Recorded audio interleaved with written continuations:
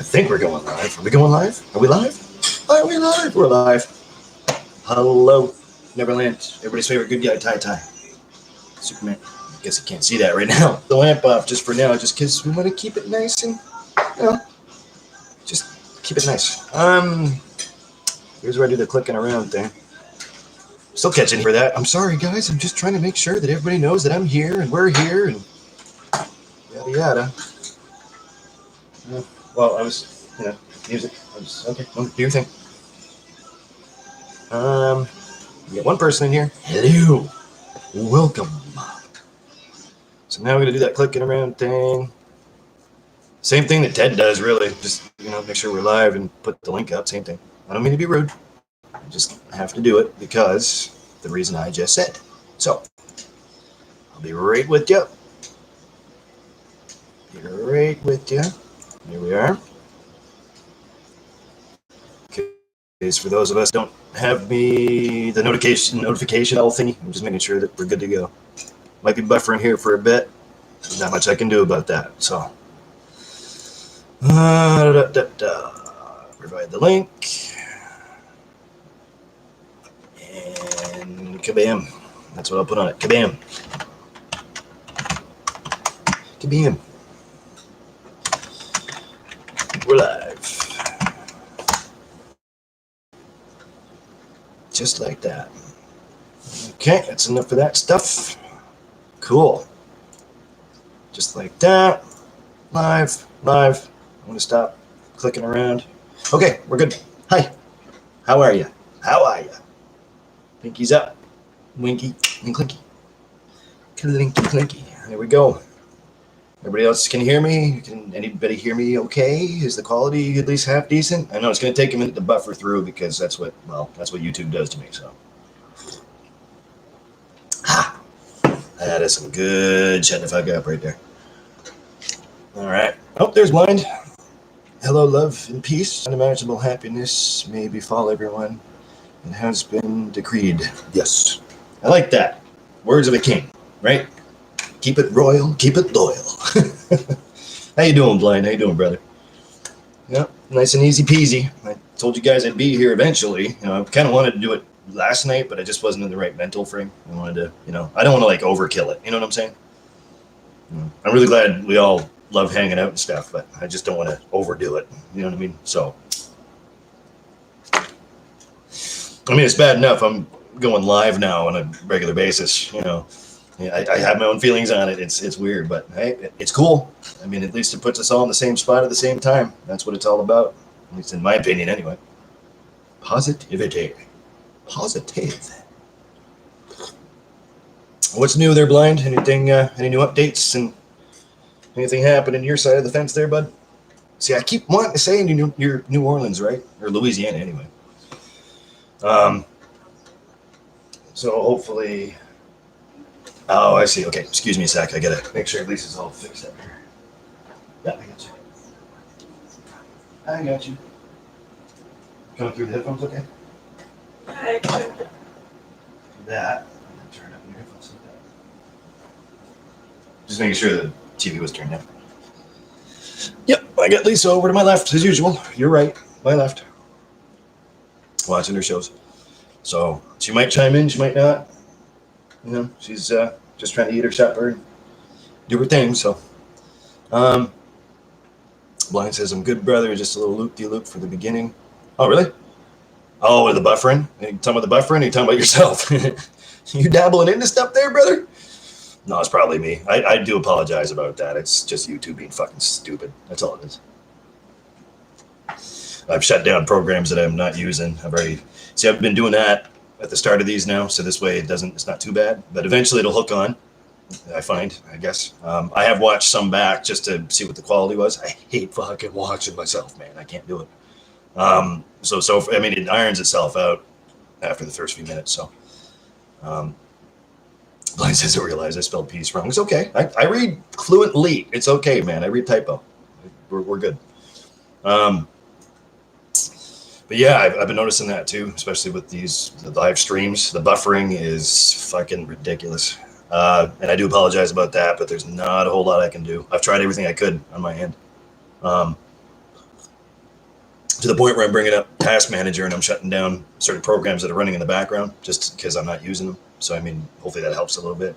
And again, it's an old PC tower, man. So I was talking to my buddy Tony again there today, a mentor type, who I love dearly. And I'm talking about getting a new PC anyway. And he knows his computer stuff, man. He's been doing it most of his life. Not to mention he's an award-winning sound guy. So, without him, Awake by Sunday wouldn't have been possible. So it's just nice to get back to roots, once in a while. But anyway, yeah, I'm thinking about upgrading my PC tower and stuff, and obviously getting new equipment, saving the money that is donated to this channel, our channel, to make sure that happens. So that's one step in the right direction.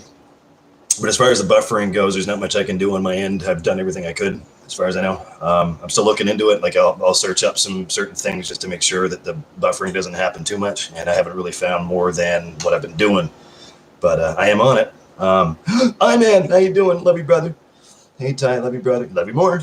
We're all going to have a giant Dooley's date after this. Are we? I'm in. That'd be cool. I got some cans of Coors Light. I'll have a couple with this. Absolutely. Just let me know where to go, man. Just tell me where to go, brother. No, that'd be great. It's nice to have you here, man. My best friend in the world. Yeah, that sounds pretty cool. Oh, by the way, Isaac, is everything coming across okay? Like, is the quality? I'll ask you because nobody else answers me. Is the quality okay? Like, it's not buffering too bad right now? I know the lighting and stuff. I haven't turned the lamp on. It's right here behind me. Hopefully, drinks will be on me. Yeah, that'd be great, man, right? No, I mean, it's you and me. Like, we just take turns, Yeah, you're good, bro. Thank you. Good, because I'm trying to make sure. I was just saying, you probably came in when I was saying it. I'm trying to look in the background and make sure everything runs smooth. There's not much I can do about YouTube buffering, so you're going to have to bear with me. I know the quality's not the greatest, but hey. Blind says I'm in over-the-top greeting. I didn't know what to call it, so loop-de-loop fell into the slot. I like it. I like that. Yeah, actually, it was sort of noble. It reminded me of like a royal sort of greeting, like him, right? I thought that was cool. Especially when you use the word decreed. That's cool. I like that. So yeah, anyways, so moving right along. I'm going to try to upgrade everything as far as I can get it upgraded. I don't really believe in bells and whistles and hoity-toity bullshit, but hell, I don't even edit. Even though I am looking into that, you guys have my wheels spinning.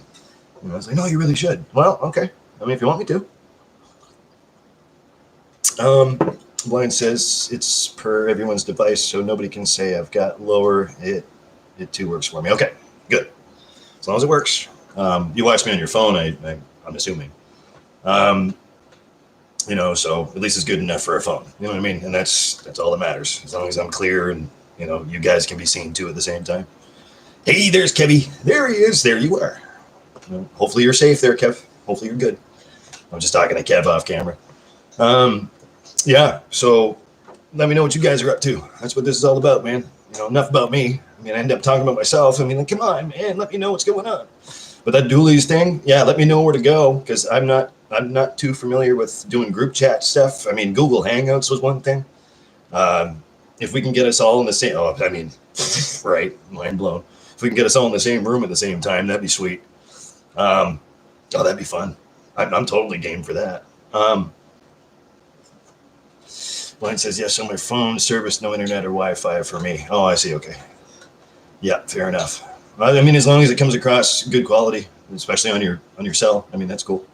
Man says, who knows when the lockdown will be over. That's a good point, buddy. Me and Lisa have been talking about that recently, too. There's rumblings. I mean, it's always hearsay, and we can't listen to rumors because that's uneducated. There's hearsay about mid-June, and they're talking about April and this. Hi, Precious. See, there you go. She knows we're on. Hey, baby. Lay down.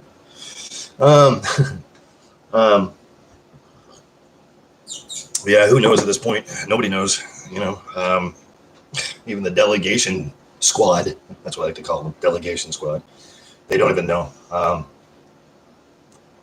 Hopefully sooner than later, because we're all sitting here rotting away, not being productive. And I know, baby. I know. Imagine.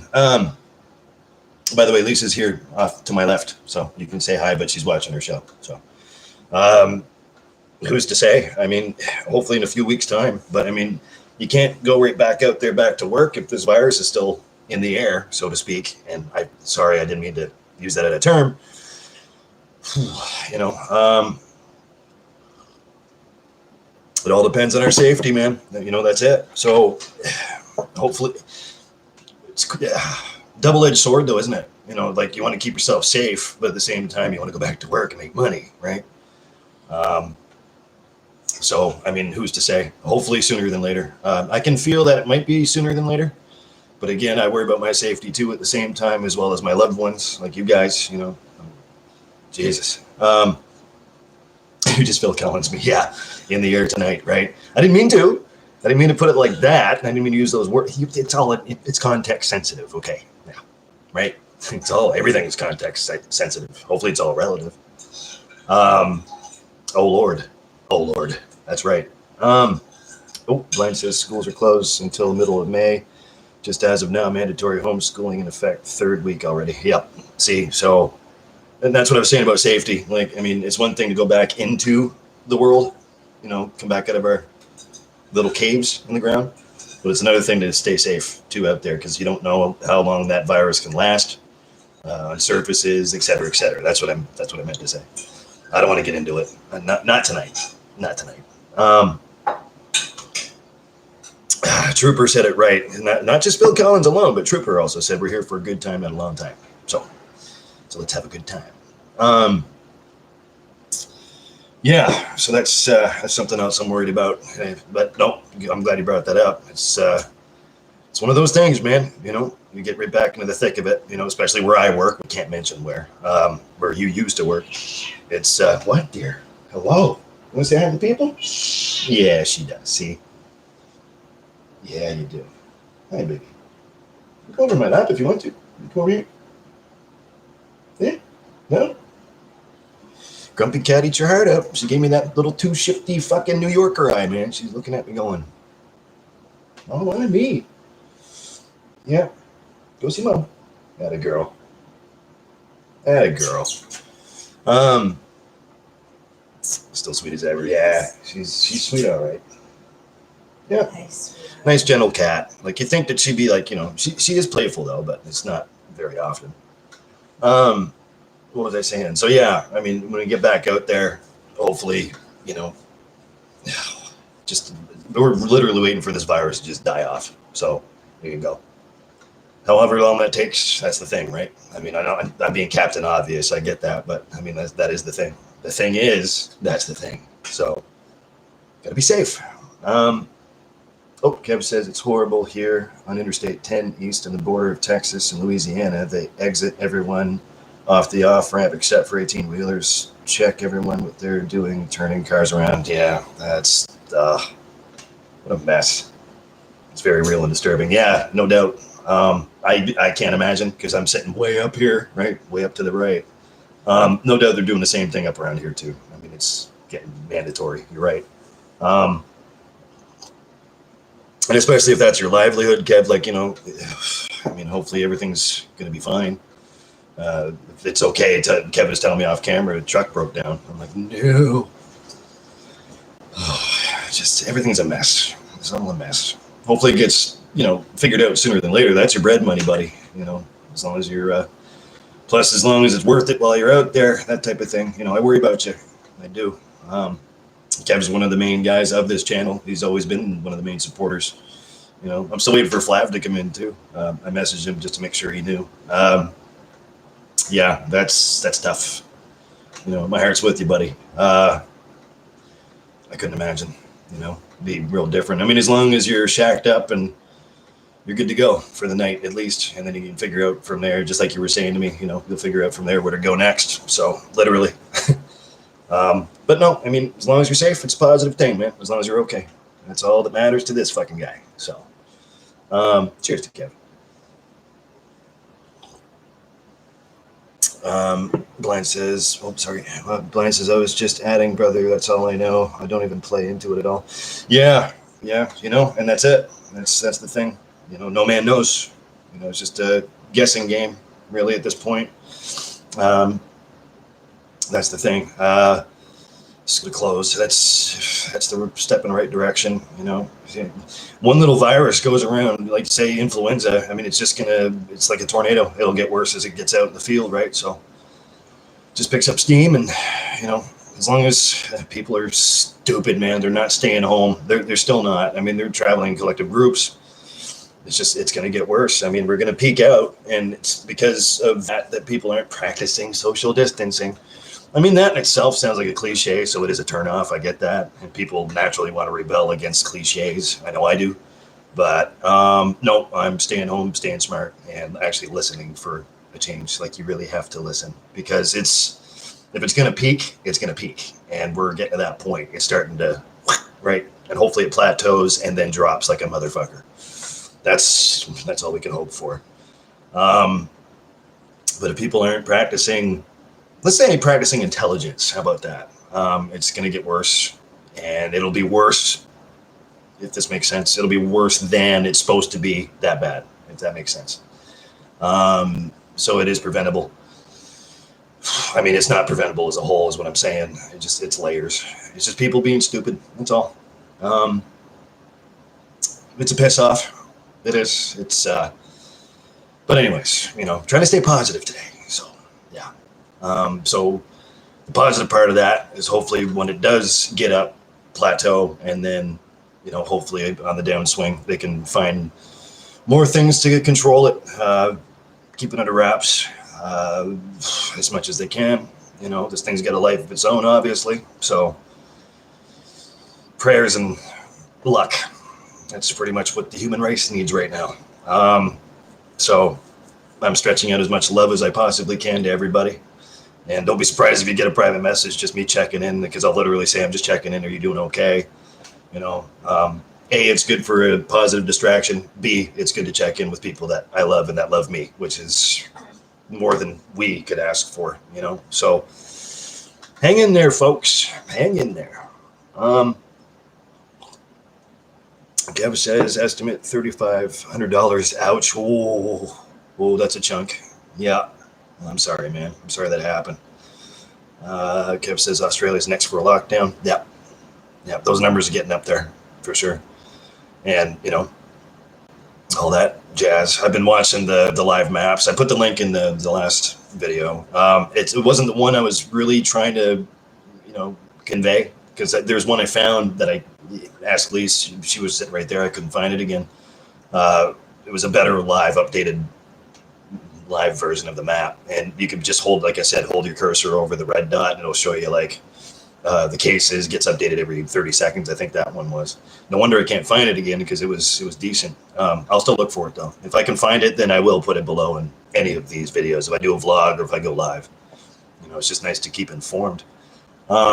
But I found that one was pretty decent. There is one on YouTube here. It's like the live counter thing, and it shows you all the countries on the side. We've all seen it. Don't let the numbers fool you though, because that's a whole different subject altogether. I believe what I believe in, and that's where I'm going to keep it, right? So, Blind says $400 plus fine here to violate social distancing. Blind, where are you again? Get back to me, buddy. Louisiana, is it? Just tell me your state. I don't need to know. Don't dox yourself. I think Louisiana, but that's, yeah. I mean, if people don't want to listen, then they'll just up the fine, or they'll give you 12 days jail time, and they'll let you figure it out, Because, I mean, this virus floating around, being in jail wouldn't be too appealing now, would it? You'd be probably self-volunteering yourself to stay in the hole. You know what I'm saying? Solitary. Just be smart. Stay off the streets. Stay home. And it keeps getting brought. I heard this yesterday. It keeps getting brought up. Groups of 5 or more. At first, it was groups of 10. I'm like, fuck, man. It shouldn't even be groups of 1, man. Just no. Don't go for. If you're gonna go for a walk, go for a walk. But I mean, hopefully, even that's risky, isn't it? It's meant to be, if you encounter someone, that you make sure that you have the provided space. It's not meant to meet up with someone and separate. And this is just revamping. Yeah. Hopefully you guys can hear. Hopefully you guys can. Oh, there's Flav. How you doing, buddy? Love you, man. Yeah, hopefully you guys heard that. It's practicing safety. Yeah, I mean, if you're gonna, not that I'm advocating that you should, because I mean, of course, I'm probably being biased because I've been staying indoors for 12 days at a time. So, because even when I went out, I said this before, when I went out to go to the store to get tobacco and et cetera, milk, coffee cream, I felt so nervous and panicked that it just it motivated me to get there in 7 minutes and 7 minutes back. I think I made it back in 5 actually. Just speed walking, man. I am not staying out here. Hand sanitize, wash your fucking hands. And even then, when I went out, I took a shower directly after that. I made sure everything was clean, and um, we ordered pizza there yesterday. It's funny, and it was really good, by the way. Bought a medium pizza, get one for free, and to make sure everything's sanitized and stuff, we put gloves on just to make sure. We went up in the front atrium, and the driver met us there. It's kind of funny. I recognized the driver, which yeah. In the business that we're in, you recognize people. He asked me if I still worked at the place I used to work at, and he knows better. I said, no, God, no. Oh, fuck, no. That's where I met him from years ago. And so anyway, he's wearing a mask. He's got gloves on. He was safe. The debit machine, that was the other thing, but I had gloves on. So we have latex gloves that were sitting right there. And brought in the food in 2 cardboard boxes. We disinfected the counter before we put the boxes on it. We're really sketchy about touching the cardboard anyway, but we opened up the boxes, and it's tough, man. You have to. I even sanitize the inner doorknob and the deadbolt, and even around that area on the inside of the door, of our actual door, and washed our hands profusely. It was a good supper though. I mean, it's annoying as hell to do all that stuff, but it's worth it because you don't want to feel a little rumbly in the tumbly. You know what I'm saying? I don't really feel like calling 811 for a symptom. So, but no, it went down pretty good. Went straight through us. Greasy fucking cheese, man. It's pizza. That's what. And you think that'd be the last thing I wanted to order, but hey, we were hungry, so I treated us to some dinner. It's all good. It's gone now. We went straight through that son of a bitch. But oh, I'm sorry, guys. Flav says, "Put that smoke down." All right, I know. I got you. Just let's stop hounding me for smoking, okay? But yeah, no, I understand. Thanks for worrying about me. No, it's lighter tobacco and stuff. If I am gonna do it, at least try to. I'll leave it at that. Blind says Texas still no jail. They have let thousands of people out of prison in some countries. They emptied the prisons. Yeah. And that's another danger zone by itself, isn't it? I mean, convicted felons, there's pedophiles out there, all this other stuff. Anyway, positivity, sorry, but it's true. Like that's its own danger by itself. But Blanks is smoking another one. Yeah, right? Like, hey, pick on me for smoking. No, I really should know better. And anyway, let's not get into that, okay? That's not the point. I know, bad habit. I get it. I could have worse habits, right? I don't, and never really did. Aside from alcohol, rehab twice, that kind of thing. 13 steps twice. That's a lot of steps. 13 steps. 13th step. Look like Jesus, right? Hey, he happens to be a friend of mine. Yeah, that's one thing. But getting back to the whole Dooley's meetup thing, I'm in. That's cool. These guys are like, they're always talking to me. It's like, Dooley's, what the fuck, man? I said, no, it's just a hangout, just a watering hole. Flav knows what I'm talking about. Jesus, it's been a long time since I've been to Toronto. It really has. The greater area anyway. I love Scarborough. Scarborough is a nice place. Barrie, Hamilton. I like Hamilton. Barrie's cool. It's been a long time since I've been to Ontario. My older brother, he's a retired RCMP member now, but I think he just got back from a trip too. Like don't even get me started. He was an RCMP officer for 30 plus years. I think I told the story before. My sister-in-law, that's how he met her, is through, she used to do the musical ride and stuff. She's also an officer. She retired after a long time. Same thing, about 30 years, I think. I'm not even sure when Leslie retired. Anyways, and they've got a 17-year-old daughter now, 18-year-old daughter. Yep. So they take trips and stuff, and hopefully they're not. Well, obviously you can't travel now, but hopefully they got home just before this really started to take off. But then again, you're never too safe. You see reports, you read reports about everything, you know, back when this just started, but it was happening before that, obviously, just not here, not in, you know, the eastern part of the globe. Or I should say western, I'm sorry. But anyways, they're safe as far as I know. I don't really have a whole lot of contact with them. And it's a shame because, you know, Roger, my older brother, that's his name, Roger, basically a mentor just like my dad was when I was growing up. And, you know, I miss that. You know, he's pretty alpha though, man. Like we do butt heads on certain things and stuff, but it's family. You know how important family is to me. I mean, obviously I wouldn't be hanging out with you guys. It's man.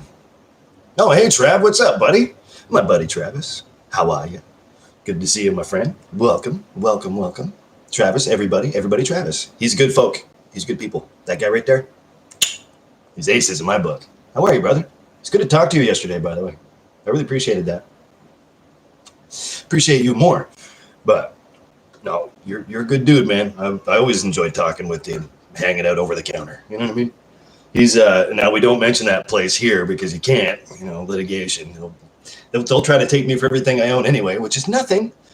But yeah, for sure. First time chatter, long time listener. Oh, God bless you, man. You're doing great. If anybody else wants to look up Trav right there, it says underneath of his name, check out his channel on YouTube. He's doing covers of songs, man. You sound great. Sounds awesome.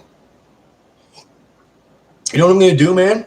I totally thought about this yesterday when I was talking to you. We were chit-chatting. I'm going to put you as a featured channel on the side of my homepage there. So this way it's an easier access so people can watch your stuff. I really enjoy it. I think you're doing great, man. It's wicked. You know, I'm not singing right now, so the least I could do is watch somebody else just fucking giving her. And I think that's great. Good for you, man. Great covers. Let's get back to the comments here. Welcome, Trav. That's cool that you're here. Really miss hanging with you. Blind says Texas still no jail. They've let thousands of people out of prison. And some, did I already read that? I think I already did. I'm sorry. Let's move right along. Here we go. Sorry. My scrambled eggs in my head right now. So considering. Let's see. With my only 18 subscribers, hey man, Trav, don't knock it. You know, I don't know how it happened, but I got 150 something now. I'm not about subscriptions or likes or views or nothing like that. I just do this to do it. You know what I mean? It's just a different mental frame. Oh, 180. Okay, good. No, it's a good thing. Good for you, man. You know, it's going to keep going from there because you keep putting that content out. You're doing just fine, my friend. You are doing just fine. Sounds great, brother. Seriously, check him out, guys. Blind says, yeah, they said it's, there we go. Yeah, they said it's no longer worth it to keep them. Wait, I don't know. I keep thinking I'm reading the same thing. I am so sorry. Again, sorry, guys. Mentality, don't have it lately. Big J, what's up, brother? How are you? How you doing, my man? Let's see. They said it's no longer worth it keeping them in prison. Yeah, which seems insane to me, like a zombie movie plot twist. Yeah, pretty much. Same thing along the same lines I was just saying too. Like that's its own danger, isn't it? Like put them right back in the streets because the jail can't keep them. Like if there's ever a really bad time to give them a get out of jail free card, this would be it. Oh fuck, you know what? Just because they're at risk of the coronavirus, of COVID-19, okay, set me free, I guess. I don't know if I agree with that, but I mean at the same time, what else are you gonna do? You know. Out of our control, really. Excuse me, kick back from coffee here. Oh, by the way, Kev, I have flavored creamer in here. It's just vanilla. Lisa was kind enough to pick up a great big thing, Coffee Mate. It's almost gone. It's almost gone, yeah. You picked that up, what, a few days ago? Saturday. Saturday, yeah. She ran the risk. I already told the story where, you know, a best friend of mine came and picked her up and took her to Sobeys and the whole bit, so.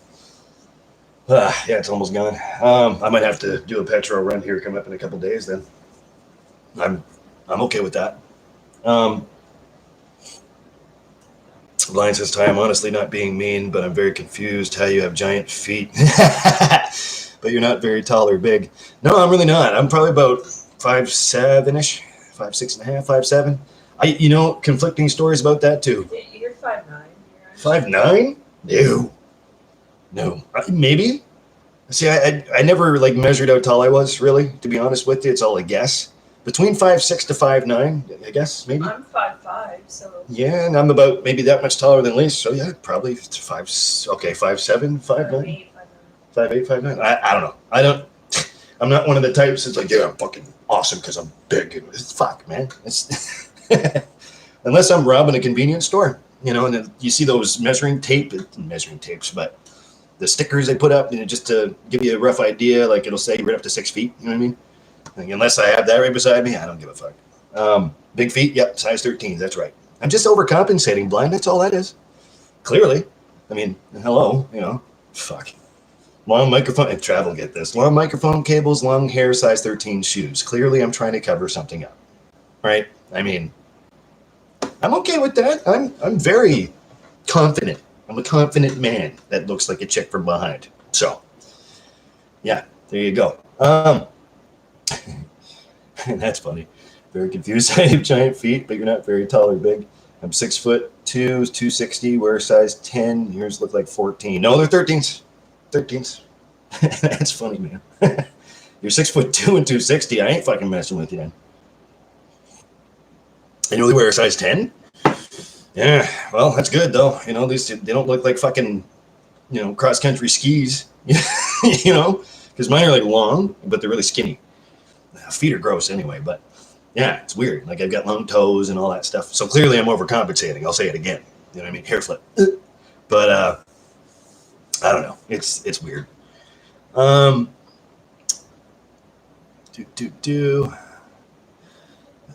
Big J says I got 14 double wide socks. Ooh, I bet you they're fucking. If they're double wide and they're 14, I mean they've got to be fucking hurting you most of the time. I mean that would. Ooh. How tall are you there, Jay? You're probably you're about 6 feet too, aren't you? Something like that. Around my size, maybe. I'm not quite 6 foot. I know that much. It's a lot of coffee and a lot of other bad habits that stunted my growth. I don't believe in that, man. It's a genetic thing. My dad was tall. Roger's tall. My older brother, he's about 6'4". He's a brick shit house. He's like, but he's tall, but he's skinny, but he's like cut kind of thing. He always kept himself in shape. He always goes to the gym and stuff. And my mother, Kathy, mother bad guy, she's she's my height. Actually, no, she's about Lisa's height. I'm a little bit taller than she is, so she'd be about 5'6" also, I think. But really skinny. And I come from a long line of a family that's like super skinny, super tiny. So, 6'3". Okay. Oh, don't apologize, man. I figured you're a bigger guy, taller guy. I mean, not to be any sensitive on you or nothing, but I figured. Big J, what state are you in? Where do you come from? Don't tell me your city. I don't know you too well, man. It's kind of funny. And I don't know. I'm blind. You still haven't answered my question. What state do you come from, brother? It's my third time asking you. Louisiana, isn't it? I figured. Anyway. Yeah, I got a friend of mine that lives in New Orleans. Like I was saying there in the last live show, his name's Charles Walton. He's a good guy, real sweet guy. Speaking of him, I'm gonna try to send him a message or something just to say hello. I'm gonna check in with him too. Yeah, he's a cool guy, really cool dude. He's like, I forget how old he is. He's about in his 40s, I believe. But he's been working out a lot and stuff, and he looks cut, man. He takes care of himself, but he's a real sweet guy. Oh, I knew that, didn't I? Boston area. Right on. Well, there you go. I'm not that far away from you. I'm just up and to the right of you, really, in New Brunswick. Yeah, not New Brunswick, New Jersey. I'm Canadian. I'm from Canada. But, Jesus, Boston. I mean, even those numbers are growing. I worry about you too, brother. I really do. Trav asked me how much does a tub of tobacco cost nowadays, Ty? About 75-ish. I get Peter Jackson, the full tub. Peter Jackson tobacco, about $75. The tubes are about $4 or $5, so it's not too bad. It's hard to get because I hate smoking white filters. I don't like white tips. I mean filters. I like the brown ones or red ones better. It's hard to find those though because they sell out pretty fast, obviously. So I have to settle with white ones. I don't know, just a preference. Big J, what are you? Are you PEI? No, we're right beside that, right before that. We're in New Brunswick, right beside Maine. We're attached to Maine. I'm about 4 or 5 hours from the border of Maine, southeastern side. So, hi man says, Mom says, lucky you. Lucky me for what? And by the way, hi Mama, how you doing? Much love. Let's see. Kev says Superman shouldn't smoke. I know, guys. I know. Let's just drop that, okay? I know. I get enough from Flav. I know. I shouldn't. I do, but I shouldn't. Again, I could be hooked on worse, man. So get off of that, would you? Come on now. I know. I really shouldn't, especially nowadays. Big J says, awesome. Yeah, for sure. It's a great place to live, if anything else. I love Boston, too. Been there once. Saw concerts there long time ago. We're talking, geez, what year was that? It's the early 2000s anyway. 2002, I think was last time I was there. 2001, maybe. I was around 9/11 time frame. Maybe just before that. Could have been just 2000. I saw a couple of concerts. And good spot. Boston's food is incredible. Like the time I went through Philadelphia, and I had an actual Philly cheesesteak sandwich. Oh my God, I'm drooling thinking about it. Salivating. Like Boston's food is top notch. Top fucking notch. You guys know how to do it right there. That's for damn sure. Let's see here. Trav says, oh wow, I quit about 7 years ago. Good for you. Used to do 50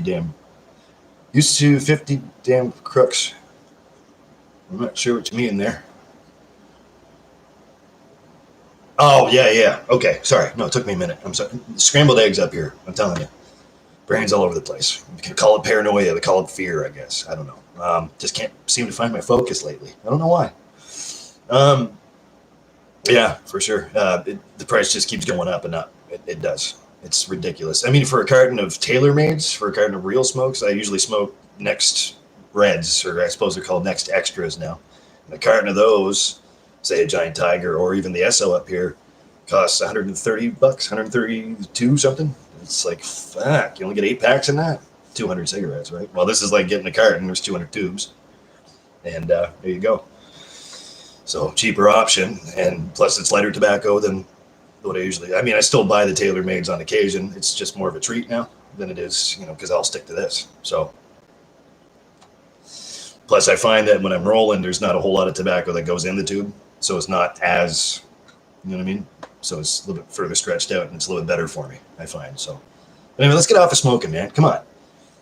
Don't you be fucking picking on me for this, man. You guys aren't perfect either. Let's talk about that.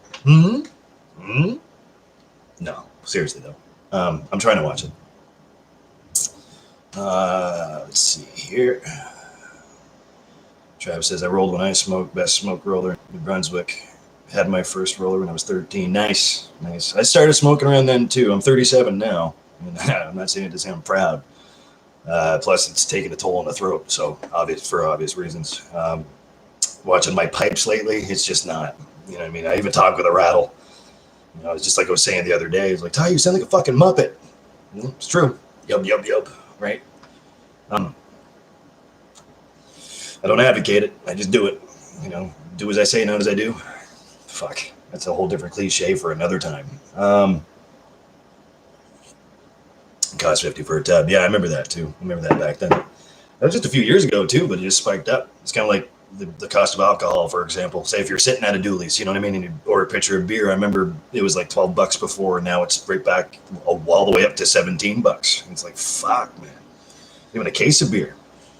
Even if you're just buying cans or bottles, whatever, I've noticed a huge hike in that. It used to be 17 for a 12-pack, say. Now it's like fucking 26 something. So it's like, fuck, man. Well, Kev's the expert on that. He's a truck driver. Supply and demand. God bless you. That's got to be stressful by itself. Even just like the cost of warehouses storing things now. Like everything's the economy. Oh, fuck the economy. Indeed, fuck the economy. Yep, and we have right up the ass. Big J says, Freddie, not too bad. Couple thousand cases, 80 something deceased. Everything's shut down. City's very quiet. Yeah, see, that's the thing, and it should be. And I was just talking about that too. It's just better smart than sorry. I was gonna say safe than sorry, but safe's too obvious. You know, stay indoors. Stay the fuck home. Holy fuck me, yeah, for sure. Big J says those numbers are across the state. Yeah, that's, you know, I worry about you guys, man. You know, as much as you worry about us here, I'm worried about you there too. Trav says government is broken here. Got to get it somewhere. Yeah, you got that right. I mean, costs a lot of money to put food on their table when they're on a lunch break. So, you know, I pay taxes. You know what I mean? I have the option of not to, but I do. I always have. That's the way I was raised. Got to be an honest fucking guy. You know, so and honesty is another lost art. You know what I mean? Ego seems to be taking over everything. And when I say taking over everything, I mean exactly literally that. It takes over everything. The hell is that? What? I can hear that from here. Oh. No, it's on Lisa's phone. Oh, fuck. She's always on that damn thing. What the hell is that? Apparently it's a new M&M kind of commercial / jingle, whatever. Just somebody whistling and it sounded kind of groovy, I guess. I just told you what it was, the M&M candies. M&M candies. Oh, I thought you were talking about the rapper M&M. I'm like, what the fuck? That doesn't... Okay, new backtrack? I don't know. I don't really follow rap that much. And I don't eat much M&Ms, so... I don't fucking know. I mean, unless you guys have a better idea, I don't even fucking know. I don't know why it keeps fucking hiding shit. I gotta look into that. Always show. Trav says, oh fuck, I'm married, dual income, no kids. Well, I thought you had kids. Maybe not. They literally take half my paycheck. GST, what the fuck is that? I know. Right? I mean, good for us, because Trav's Canadian too, by the way. Good for us, though. Our GSTs coming up are going to be decent, I guess. I mean, I wouldn't know anything about married life or, you know. Oh, hey, Parley, welcome. Oh, we get somebody new. That's cool. You're more than welcome. How long do you think the coronavirus will last, man? I was just talking about that earlier. That's a good question. I think me and Isaac were talking about that at first.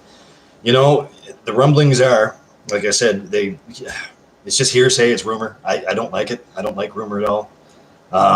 They're saying in the middle of June, you know, some are saying at the end of May, some are saying, you know, let's get back out there in April. I'm going, fuck, man. Come on. You know, let's shake our heads and be realistic here. Well, keep in mind, China has sent people back into the workforce and they're saying that it's safe. They're swabbing temperatures everywhere. So if they're still getting 150 cases a day, medically, I think it was said to be like 3 or 6 months. So can you guys hear okay? Waiting. I have to talk a little bit louder. They're waiting for things to calm down to a point where when they let us back out, that it doesn't overwhelm the medical system. They just want to get over like the bigger part so that people can be assisted. Yeah, you know? That's it. My girlfriend Lisa, by the way, for those of you just tuning in. Which is still scary because even when it's quote unquote okay, it's still going to be going around for a while. Yeah. I don't know if you guys could hear that, but yeah, I agree. You know, that's the thing. You know, once we get over, like I said, if it goes up and plateaus, that's what we're waiting for. I mean, we're right in the peak now. Like we're just ascending, which is the scariest part. Now, see, you can't really predict the future. I know I can't. That's for damn sure. Never claimed to be the world's smartest guy, but pretty observant though. I mean, it's gonna get, obviously, I'm just saying fucking cliche bullshit, and then that's all it is, just cliche. It's gonna get worse before it gets better. Numbers are growing. They're almost doubling now. In some places they have doubled, sometimes tripled. It's just a matter of time. As long as it plateaus and then fucking skydives right back down. That's what we hope for. So I don't know how long that's going to take, to be honest with you. I don't know. I just hope it's sooner than later. And now when I'm saying this, I mean, like, I hope the virus is eradicated. I'm not talking about, like, cases. I'm talking about, like, when the virus is gone. I think that's the most important underlying tone there. When it's safe to go back out, when it's safe to go back to work. Just hopefully the virus is life, something. I don't have the brain for what I'm saying right now. I really don't. Scrambled eggs. Lifespan, I guess, is the better term to use. Hopefully that virus's lifespan kills off, dies off, and just it's safe to go back to our lives. You know what I mean? So that could take weeks. It could take a couple months. Who knows? I sure as hell don't know. I can't predict the future. That's what I'm worried about the most. Like, it's not just necessarily that we're quarantined right now. It's the fact that this virus's lifespan, what it can survive, like services it can survive on, if it's airborne, who fucking knows? Obviously, there's no evidence of the contrary right now. So it's all a game. It's all a fucking game. That's all it is. It's scary. It really is. It's scary to really process that and really think about it. Obviously, we're all sick and tired of talking about it. We're all sick and tired of thinking about it because it's just going to cause more panic. And speaking of plateaus, I'm pretty sure there's a lot of people that are panicking and they've reached their own plateau with all this bullshit. And that's what it is. It's bullshit. It's just as long as this virus can just fucking, die off, go away, leave us alone. And, even after, and I don't mean to sound cynical, but even after that, what's next? You know what I mean? Like, it's oh, thank you very much, whoever did that.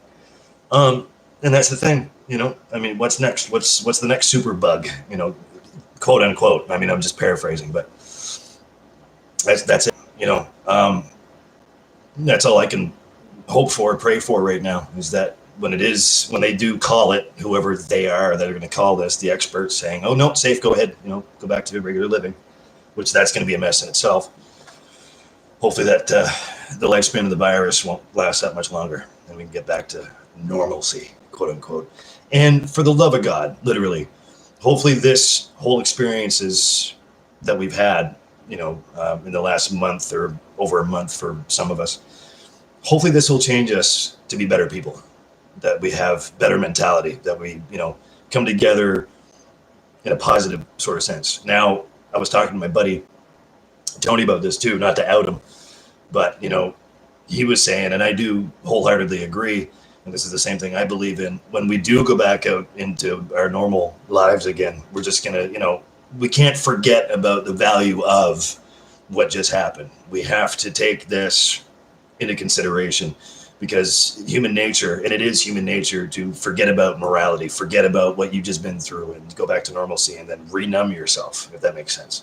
Hopefully that doesn't happen with any of you. I know it won't happen with me. Hopefully this changes perspective. We learn something from this is basically what I'm saying. We can't forget about it. We cannot forget about it, because if this happens again, hopefully not the same thing, but you never know. Again, I can't predict the future. The next worldwide pandemic or worldwide threat, whatever it may be, we're going to go right back into the same panic, just like this never happened. Like, you can't forget about this happening. This is how we progress as human beings. That's what I believe in. So not to go all deep on you, but to go deep on you, because it's my opinion. You know what I mean? So maybe you guys have a different one. I don't know. But, I can only speak for myself. I just hope we don't lose that value that makes us who we are, because, I mean, in these times like this, that's what we need the most. You just got to stick with what you believe in. Hopefully it's for the greater good. It's malevolent, not belligerent, not benevolent. I can't even speak English right now. Not enough coffee.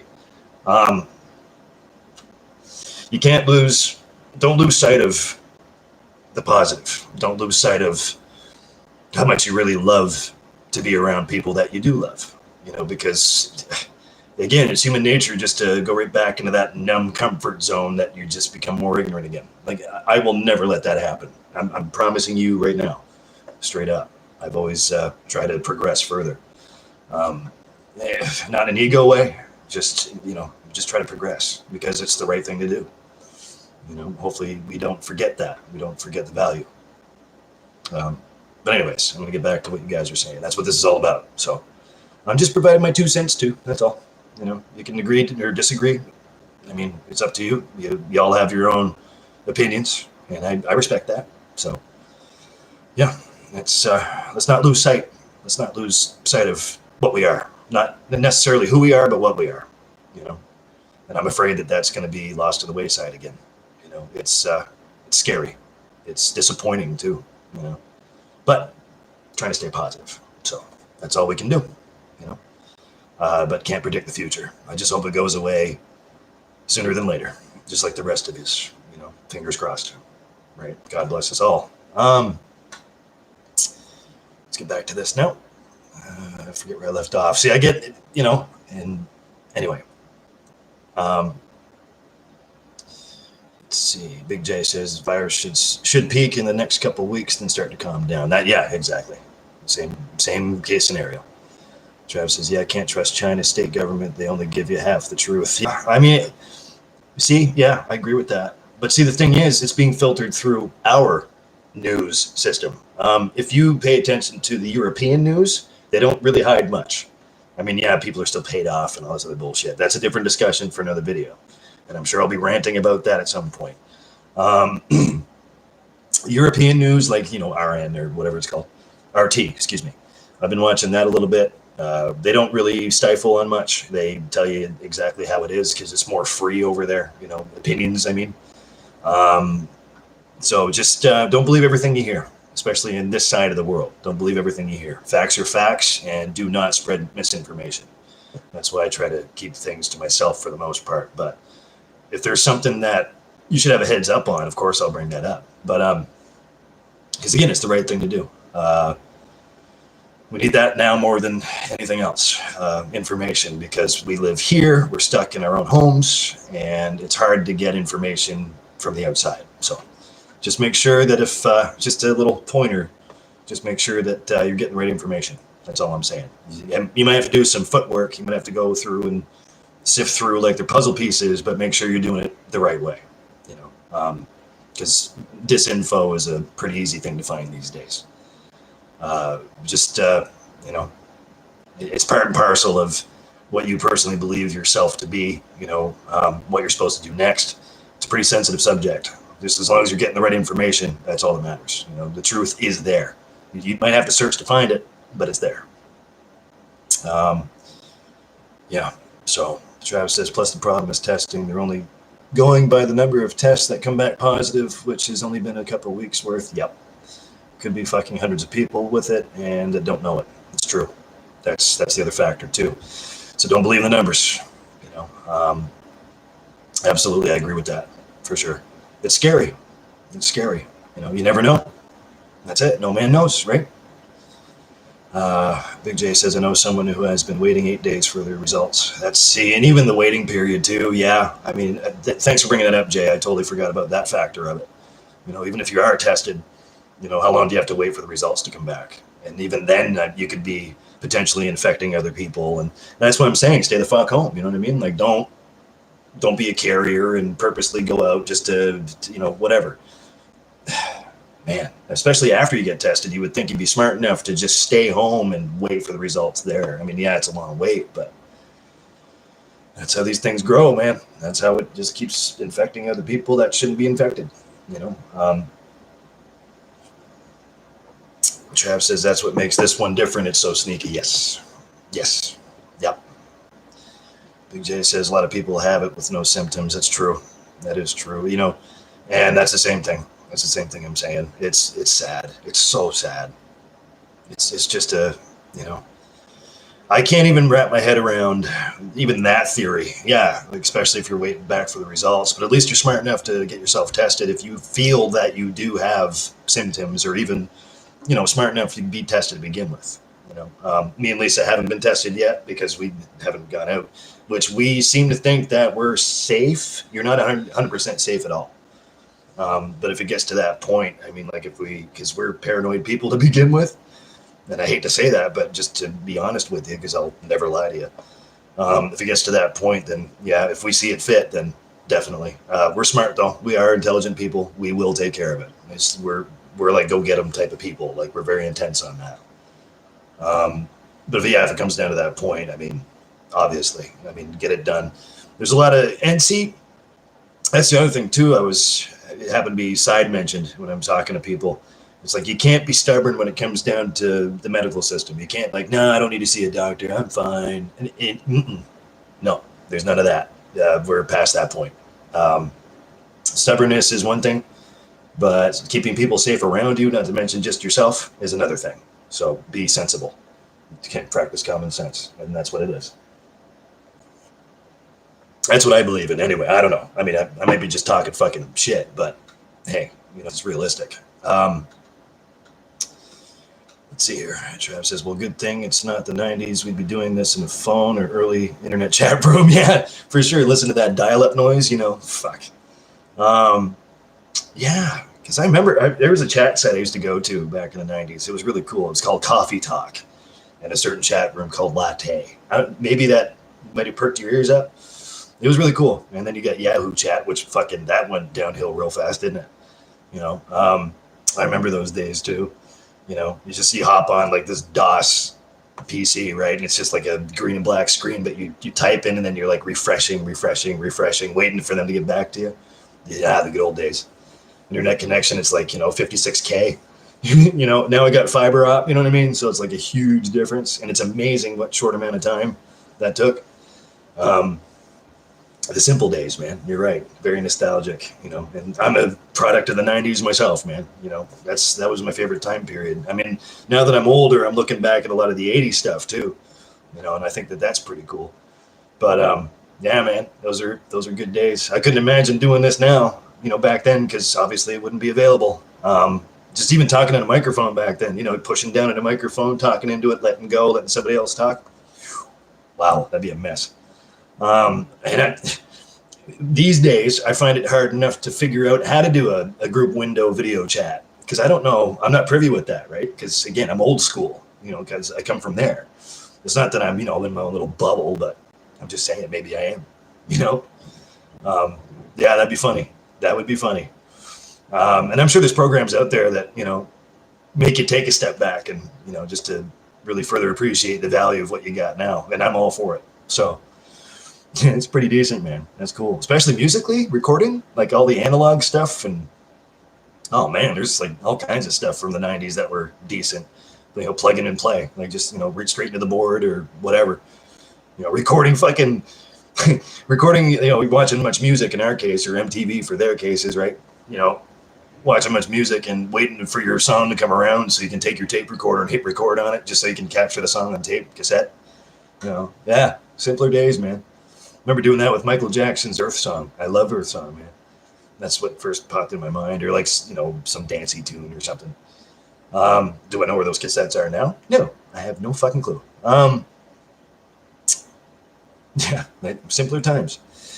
Partly says, hope things change after this, after what's going on, maybe prioritize on medical research. Yeah, you see what I mean? So, yep, same case scenario. Let's not forget the value of what this teaches us right now. Hopefully we progress. Can't say that enough. You're absolutely right, Parley. I totally agree. And welcome to the channel, by the way. Feel free to drop by anytime. We just shoot the shit here, man. We're just, a bunch of decent people in the same room, and my goal is to get us all together so this way we can have an open forum. I mean, small channel, but that's the way I like it. It's just intimate. You know what I mean? So, but yeah, welcome, man. Really appreciate that you're here. Kev says the shelves will always be filled due to truckers. Hell yeah, to truckers. Damn right. Damn fucking right. Yes. God bless you, man. And I've thanked you before for doing what you do, but thank you. God keep you safe. That's all I can say. Thank you for doing what you do. No secret, love you to death, man. And that's one of the reasons why. Because you're a fucking champ. You're out there every fucking day. And it's not like you have the option to get off the road because you can't make any doing that. So, but, more importantly, as long as you're safe and as long as you get from point A to point B back to point A, that's all that matters to me, man. But yeah, thank you for supply and demand. You're a big enough man to do that, man. I mean, I don't know if I could handle that too well, to be honest with you. That's I shouldn't be envious, but I envy you in that situation. You know, not because of your safety, you know, not for that, but just because of what you do. That takes a lot of ethics. It takes courage. It takes guts. And it takes a strong will. That's just my opinion. But yay for fucking truckers, man. Fuck yeah. Go get them. You know. Mm-hmm. Trav saying it too. Trav says, thanks for your service, Road Warrior. My stepfather is a truck driver all his life and still on the road in his 60s. That's fucking, you guys are the heroes out there, man. You know, pass some love along to your stepdad there, Trav, for sure. That's, again, it takes an iron will, it takes guts. Kev says, thank you, Travis. No, Kev, thank you. Thank you very much. Trav says, I remember downloading the video for Perry Mason by Ozzy, probably back in 97. Took all afternoon, crashed the computer. Yeah. They don't have RAM chips. You know, they didn't have RAM chips back then like we do now. That's for damn sure. You know, overheats and shuts down on itself. Oh, fuck. Again, simpler times, but it was more complex at the same time, wasn't it? I just wanted one fucking song, or like, you know, I just wanted one program or one game, and you're waiting fucking 16 hours for it. Oh, I'll just go to sleep and let it download. Again, you're tying up your phone line. Everybody else in your family getting mad at you. You know, it just depends on where you grew up. Get off the computer. I have to use the phone. Fuck. You know, unreal. Kev says small channel, but big show. See, that's it. You know, hopefully it comes across right. Big J says, got to run. Have a good night, Tyler, and all awesome people here. You too, Jay. Thanks for showing up. Always good to see you. Thanks for checking in. My Bostonian friend. You stay strong out there, buddy. Stay safe. Stay indoors. And drop by anytime, man. God bless you. You stay safe, man. You have a great evening. Flav says, who wants to be my stepdaddy? I will. I volunteer. I'm not the expert. Just please don't call me daddy. That's a little bit too far. Because I look like mommy from behind. You know what I'm saying? I'm going to turn the lamp on, actually. This Smurf blue isn't... Whoa. Hi. How are you? I got to wash my fucking hair. I'm going to take a shower after this for sure. Let's see. Travis said, right? Go to bed downloading Spider-Man 2. Wake up with greasy porn. Damn you, LimeWire. Yeah. LimeWire was another thing I used to use all the fucking time. Yeah, so you like downloading something. It's back when I used to watch movies, and you see like the first, like the intro of the movie, and all of a sudden it cuts to like this, I don't know, something, anything. I mean, it could, you know, some jump scare or something like that, because obviously users upload shit to that thing all the time. No wonder it fucking crashed on everybody. And you're watching this, you're like, oh, it's a great movie. Get some snacks going, whatever you got on the go. And all of a sudden you see like somebody bent over in front of you, and it's like, whoa, you know, what happens if you got kids behind you? You know what I mean? Oh yeah, simpler days. LimeWire. If you were like me, you downloaded LimeWire, put it on your computer just to get LimeWire Pro for free, right? 4.12.3 or dot, whatever number was at the end, but 4.12. I did that too. Viruses happen that way, for sure. Had a couple Trojans happen. I knew how to fix it, but fuck. Now you're talking, brother. That's hilarious. That is funny. I totally forgot about LimeWire. Parley says 70s and 80s was the best time for music. Changed my mind. I agree. I'm a Led Zeppelin guy. So anything from around that same time period, and I'm a musician myself. I sing for a rock band, but cover band. And Trav's also a musician, by the way. Check out his stuff. Yeah, I agree. 70s and 80s, it's because partially what I was saying earlier, like everything's plugged right into the board. Studio work was actual studio work, like, you know, they're using auto faders and everything. Reel-to-reel tape instead of, you know, digital shit. Like, it's not that I'm not a fan of digital stuff when you're recording. It's just the fact that I'm old school and I like to keep those values. Flash says, crazy Mike D is back. I don't know who Mike D is. But yeah, like reel-to-reel, like tape, actual tape that you're recording on. I always found that, and it's kind of cool because these days the Foo Fighters, Dave Grohl, that's how he records at Studio 606 himself. He still sticks with reel-to-reel tape. And obviously we hear their stuff come out. It's crystal clear, it's crisp, it's, it's nice. I always like the layers of just reel-to-reel tape. You know what I mean? I haven't, oh Jesus, I can't remember the last time I recorded analog. I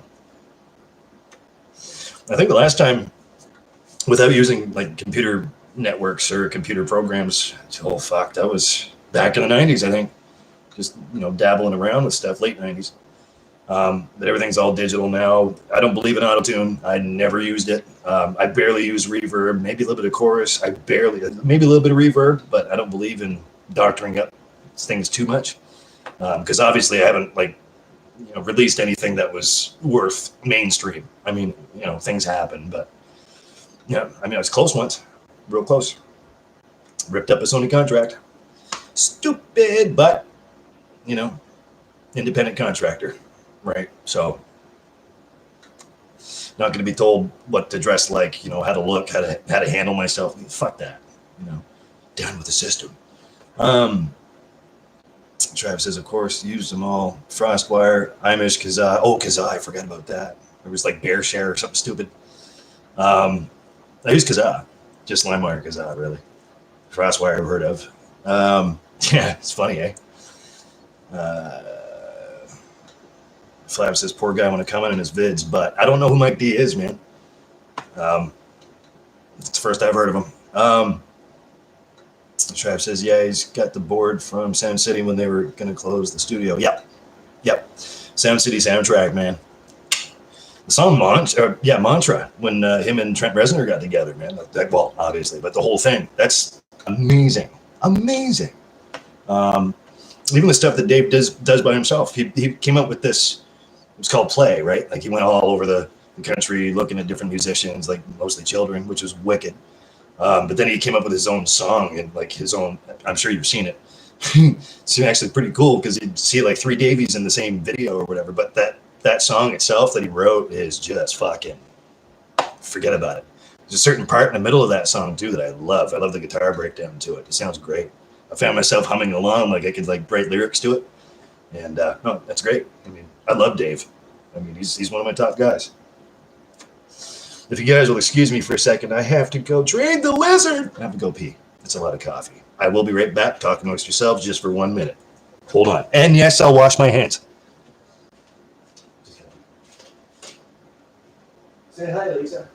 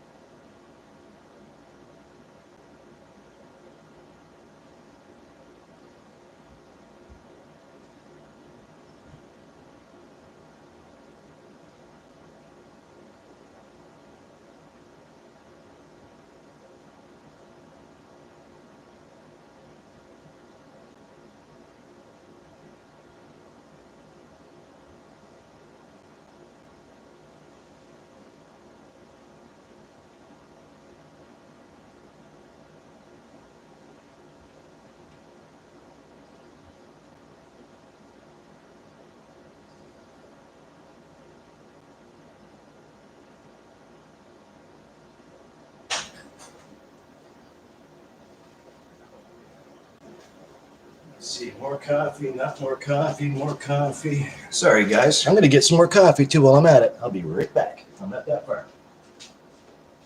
More, shut the fuck up.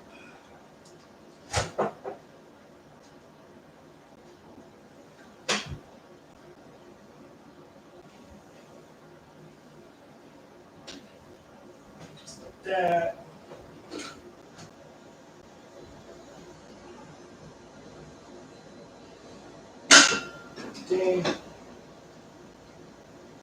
Yeah, more coffee. Why not? Really enjoying hanging out with you guys, man. Really am.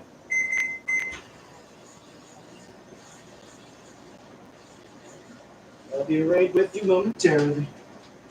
Actually, I am going to empty up my ashtray while I'm at it. Talk amongst yourselves. Hold on. I'm just putting some coffee in the microwave. Trav says, oh yeah, he's really innovative. Sonic Highways. Yes, that's a great album. Something from Nothing. Amazing song. Was an interesting idea too. Do the TV show, release an album as well. Gets a look at their writing process. Yeah. I like the insider look at that. Like he traveled all over trying to write songs and stuff, right?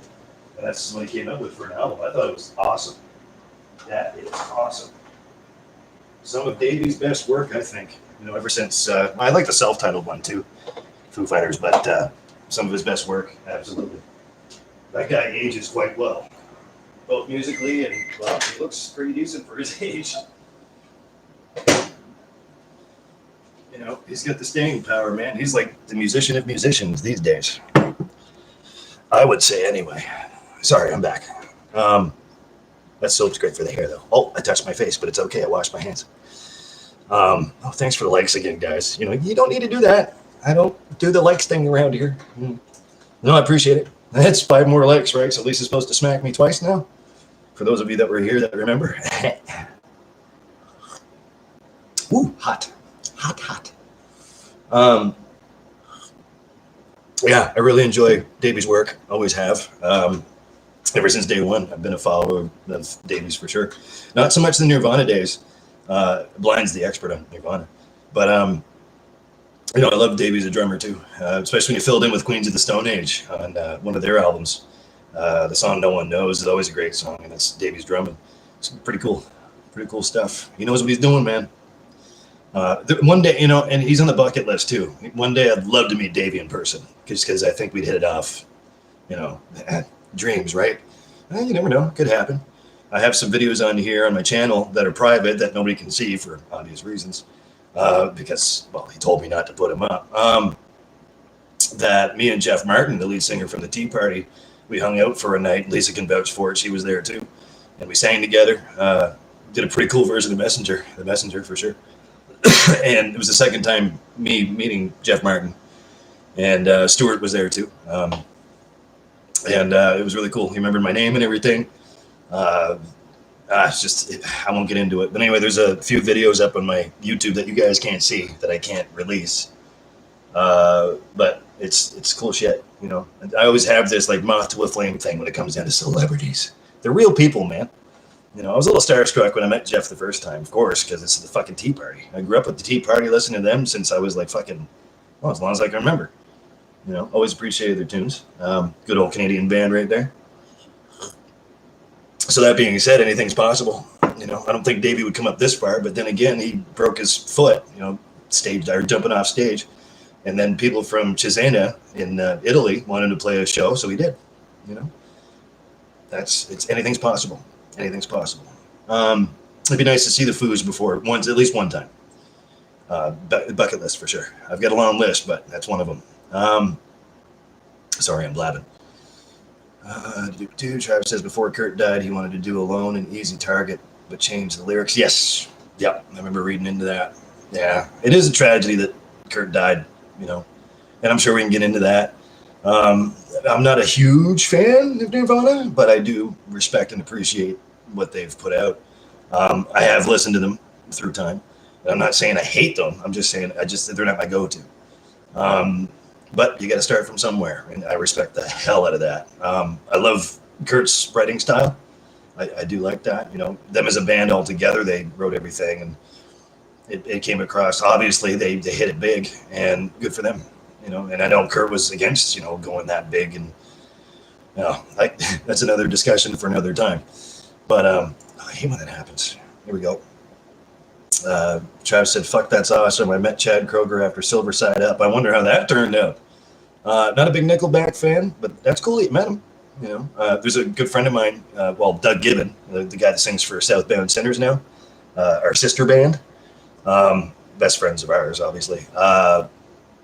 He has a great big shrine at home to Nickelback, and he's seen them like countless times. And, I think that's cool. You love who you love, man. I do like Sober Side Up, the album, though. That wasn't too bad. It was called How You Remind Me of the Canadian National Anthem, because, let's face it. I still appreciate that, though. I respect it. I don't hate on bands per se. It's just a matter of, what I like, what I don't like, right? It's just personal preference, maybe. Leader of Men was a great song. I love that song. It was a lot smaller in person, gave me a bunch of guitar picks. My ex has them. Okay, cool. Bring it on. Oh, that's decent, man. There's nothing wrong with that, Just Nickelback got overplayed and blown out of proportion and stuff. And you hear, stories about Chad Kroeger being a dick and all this other stuff.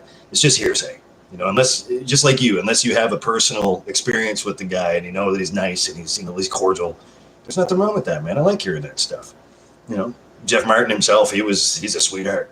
Gave him a hug and everything, and he's just hanging out. It's like 5 a.m. down at the Capitol, and fucking drinking gin and tonics. He was, and I bought him a drink, and he goes, "Dude, you don't have to do that." And I know, but I'm, here. Just not to say that I did it, just more or less, here, have a drink with me. Let's hang out and have a good time. So after I bought him the drink and everybody cleared out of the bar, they let us stay afterwards. Just me, Lisa, and my old best friend Johnny. Who I used to call a brother of mine. Just the three of us and the bartender. We're all just hanging out. He's Jeff sitting on stage with his guitar, with not his guitar, it was already there, but it'd be okay if I played this, and obviously, yeah. So he busted out a few tunes, and I asked him, I said, can you play The Messenger? And I didn't ask him if I could sing with him, but it's pretty much implied at that point, because we're all tipsy. And I still remember, like, it was last night. It was great. I'm getting goosebumps thinking about it right now. I don't know if you can see that. But it was magical, man. So he busted out The Messenger, and I sang to him at first, and then I got him, come on, man, please. He sang back, and then we harmonized. It was, I have it on video. It is a thing. But it's people that said that Jeff Martin's a dick, too. He's really not. He's like one of us. He's right down to earth. Like, he's a real person, and they're all real people. It's just a matter of, I guess it's context sensitive, because he was playing a silent show at Dolan's there, and that he didn't advertise. He just showed up and played. It was around harvest time, and because he was playing Fred Rock that weekend, so this would have been that Thursday night before the Friday that he played, until 5 a.m. It was great. It was awesome. I'm sorry, I'm getting off on a tangent again. Let's see. Travis says, fuck, that's awesome. I met Chad. Okay, so I already read that.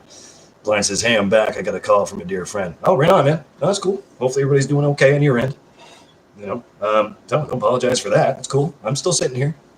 It's all good. Travis says, I stopped listening to Nickelback after Rockstar. I don't like that song. I never did. I mean, I get it. I love the Tea Party. Heaven's Coming Down was like my grade 8 song, man. Yep, fuck yeah. Yep.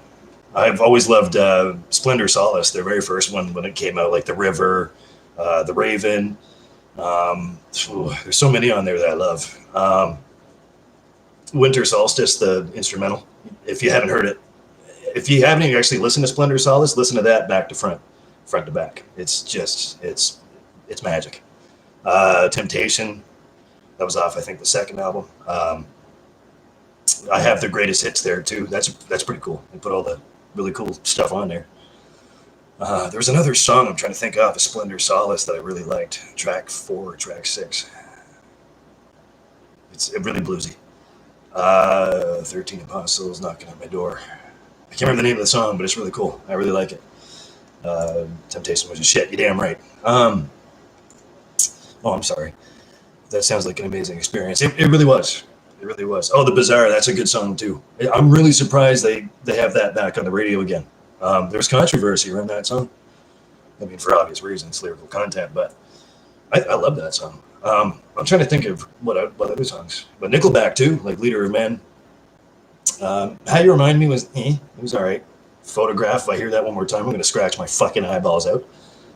Look at this photograph. Oh, fuck.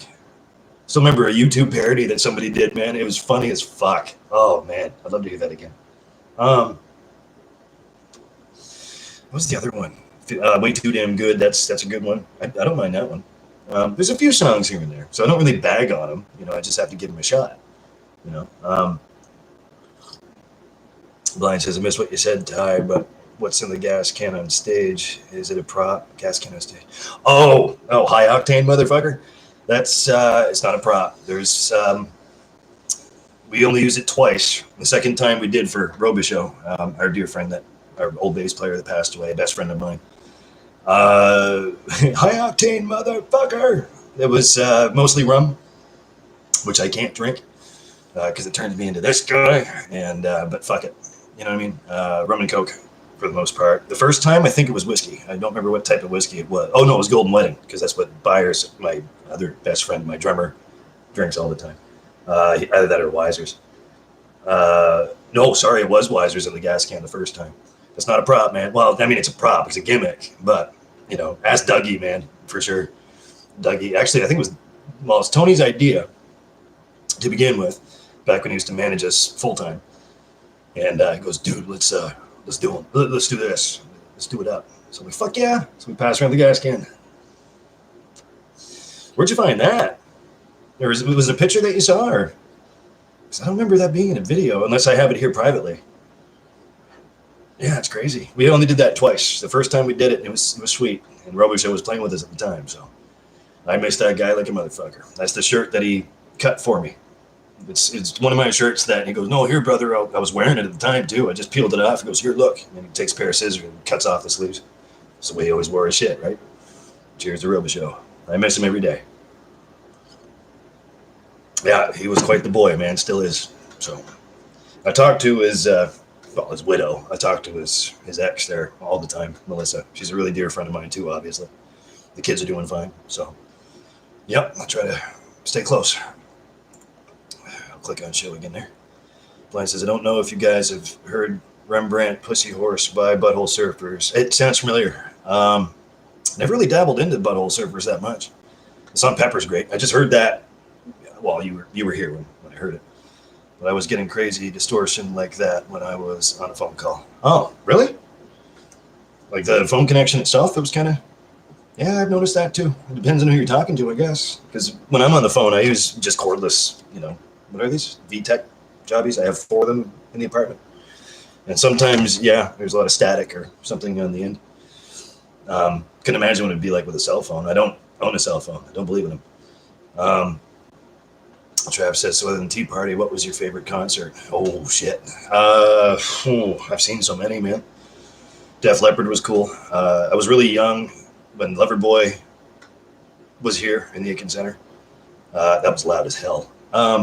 Love Loverboy. They're great.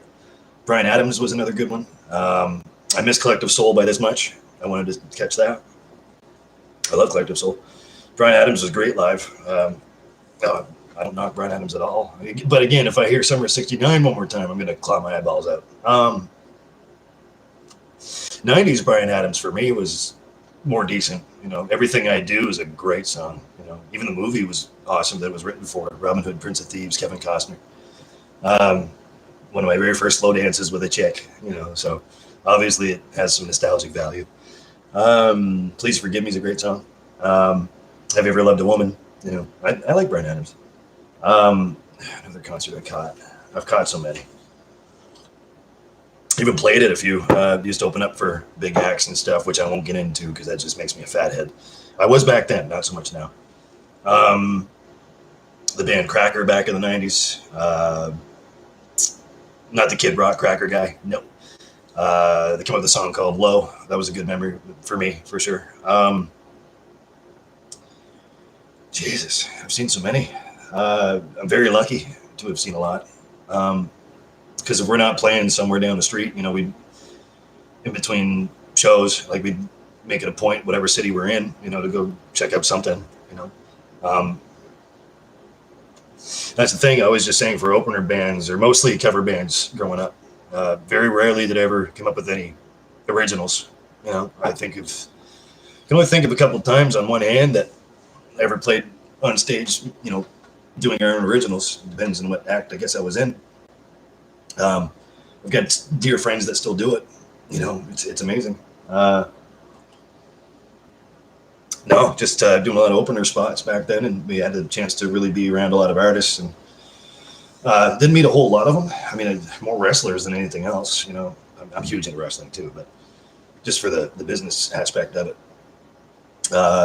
more wrestlers than musicians. Got to hang out with Chris Jericho back then. That was cool. Him and Rob Van Dam at the same time, sitting there drinking and they cut our show. You know, here I am, 16 years old. Like, you know, anyway, that was a long time ago, obviously.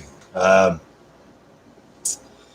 else we got here? Travis's best concert, Korn for me. I always wanted to see Korn live, never have. Felt that shit in my soul, man. Absolutely. I saw Alter Bridge. That's another bucket list of mine. Oh, Miles fucking Kennedy? Are you kidding me? He's in my top 3. And you know, one of my top 3s passed away, Chris Cornell. I always wanted to catch him, never did. May he rest in peace. Hopefully Rubber Show's jamming with him. That'd be sweet. Alter Bridge back in 2016. It was fucking amazing. That's awesome. That's great. You know, even the act with him and Slash. I'm not a big Slash guy. Respect his playing. GNR, not a big fan of. But yeah, anything Miles Kennedy, man, I'm on board for. I'm a huge fan. Ever since the movie Rockstar, my favorite movie of all time, where it comes out and my name's Thor because I got a thunder. It's that one. That's where he first got noticed. I mean, obviously he was noticed before that, because he used to play at the Rainbow Room around that same time. And he was 17, I think, in that film. So that's how he got picked up. But that guy's got a fucking voice on him, man. He's one of my top 3 singers. Robert Plant being number 1, of course. Well, I'd say top 5. You know, Tom York from Radiohead. That's another one. Radiohead's on a bucket list of mine. I haven't seen before. Jesus, there's so many. I'm just really lucky, you know, that I grew up in music and, you know, really saw a lot of acts and artists that, you know, I respect a lot and I love their music and always had a good time, you know. Not a whole lot of time spent sober, I'll tell you that much. But no, always a good time. Always had a great time. But I couldn't imagine watching Alter Bridge and Korn. You know, that's really cool that you had that experience, man. That sounds really fucking decent. You know, no wonder that hit your soul spot, man. It would put me over the moon too. That'd be great. You know, Korn would be another one I'd like to see. Never have. I don't know why he keeps doing that. Show, always show. But yeah, like just fuck. I'm lucky, I guess. You know, I just chalk it up to being blessed. You know, I was always, and I'm very thankful for all that, you know, that I got to experience. You know, I've lived a life that a lot of people even dream of, and I don't take advantage of it. It's hard for me to even say that without saying like a fathead. I don't mean to, but you know what I mean. Like, you know, it's very humbling, very humbling. It's a really magical time of my life, for sure. I'm glad you had good experiences too, you know, because that'll never come around again. And if it does, hopefully it does, then music's kind of cool like that, isn't it? You know, you can always revisit it, you know, always catch that old feeling, you know, the whole nostalgia thing. I think that's one of the main reasons why I love music so much and why I emulate it, you know. No doubt why you do too. I mean, I can't speak for you, but you make it sound good, man. I got to tell you, you know, you give me that little nostalgic feeling too. You're bringing up certain songs like I was saying, like when you did a version of Cracker Man, we do that too. And it's on my channel here somewhere. It's just from the last show we did in Ormocto with the South Bend Sinners. If you search up Awake by Sunday, Cracker Man, anyway. But I really thought you did a great job. You know, it's nice to have that saying too. So saying to you, you know, once in a while. So good job, my man. I appreciate that. Trav says, "Oh my God, man! I stood in front of Mark the whole night, and Bastion the Master. Yes, Rockstar. I'm glad you. Yeah, that's my favorite movie ever. I used to have a cat named Izzy, so that'll tell you. But stand in front of Mark, man, that'd be cool. Good old Tremonti. Love his playing. Not because of Creed. I mean, I respected it back then too, but love Mark's playing. I saw Miles at Slash in Moncton 2012. Yeah, so did my older brother Scott. Yeah, he saw the same show. Loved it. He waved at me. I almost shit. Holy fuck, man. Jesus. I couldn't imagine. Hi, Miles. Hey, Ty. You know what I mean? Like, that's pretty sweet. You know, he must have had a pretty good spot then if you're right down in front of Mark. Hell yeah. That's fucking incredible. Oh, good for you, man. I'm happy you had that experience, though. That's once in a lifetime right there. For sure. Would have loved to have been there with you, you know? What was I doing in 2012? Wasn't with Awake then. There was a long period of break in between. It was 2011 when I stopped singing for them at the point. Then Brad Kane took over. 2012. Jesus, that wasn't yesterday, was it? Travis says, thanks, man. Love the MTV Unplugged STP album. That's a good one, too.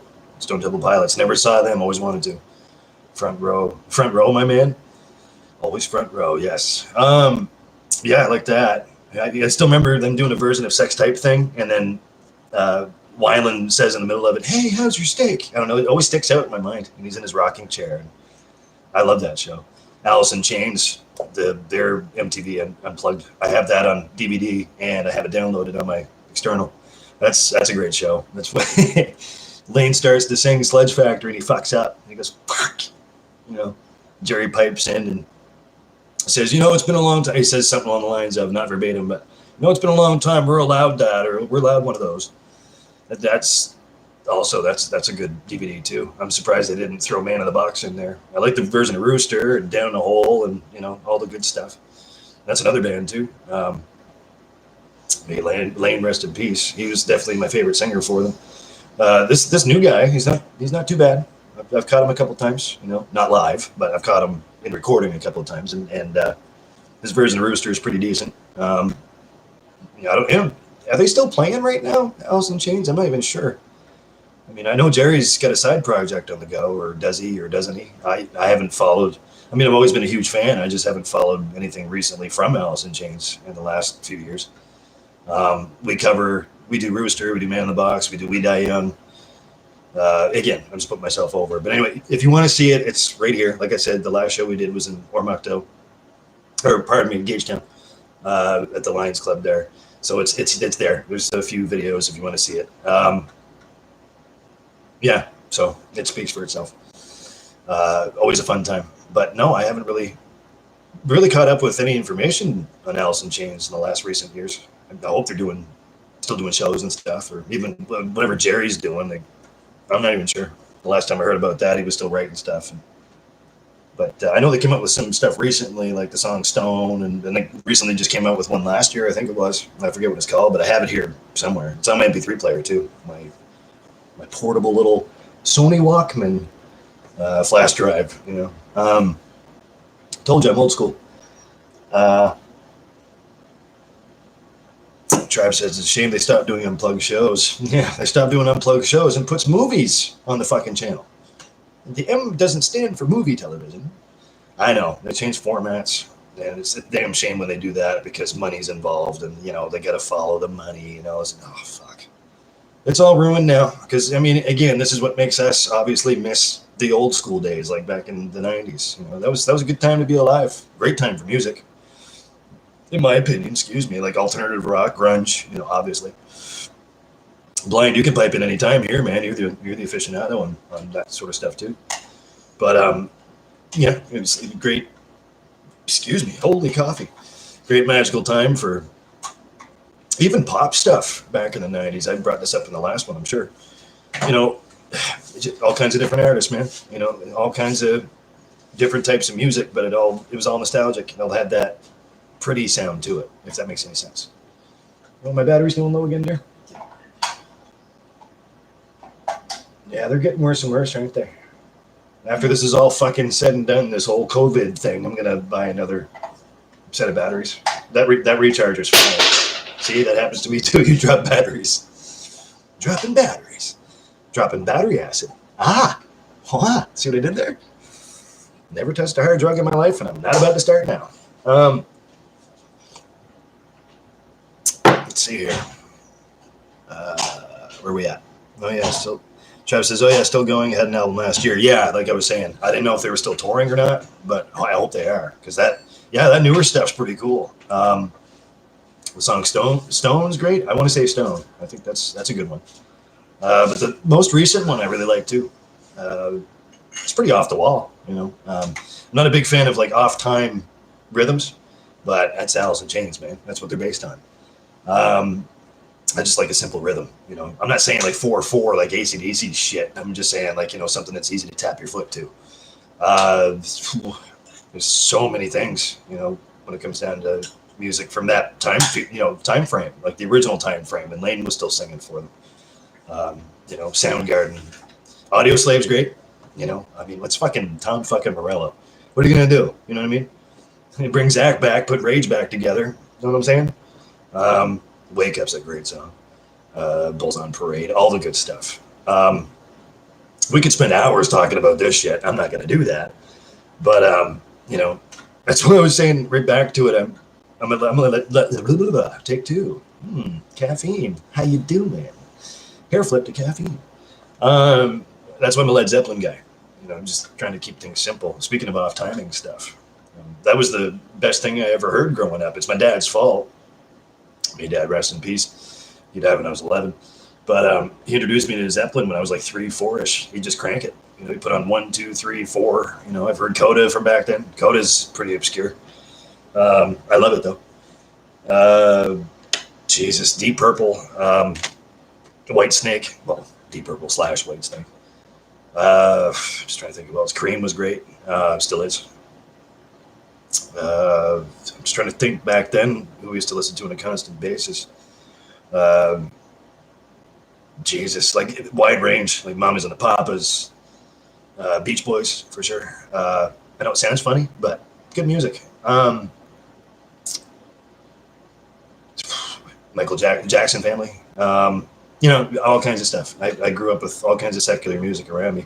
Now my mom, my grandmother, little mom, she very strictly Christian, so she only stuck with Christian music, which back then, when it was written back then, it was pretty cool stuff. I get into that too.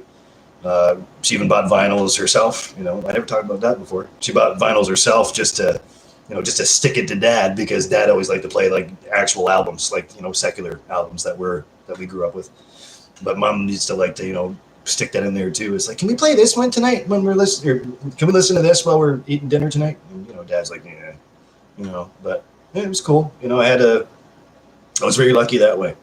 Very wide range of music, and I'm just a music lover, man. Ever since, as long as I can remember. So I was exposed to a lot of different stuff. I mean, a lot of different stuff, different genres. Huge on jazz, huge on blues, obviously. Country, it'd have to be the older stuff. Not a big fan now, but I don't knock it. So music's music. You know what I mean? I don't care if it's New Kids on the Block, like I was saying before. Backstreet Boys, I don't give a shit. Music's music. If you like it, you like it. Brian's asking me, I need a link to you doing sober. It's just in, do we have that recorded? I don't think we have that recorded, man. Honestly. There's some stuff I have privately that obviously you have to do your homework and listen to. And I don't think we have any playback on sober. You guys hadn't played it live yet. You were just starting to get to it. Just starting to get to it. Yeah. I don't think, you know what? I'm going to check my private link that I have privately.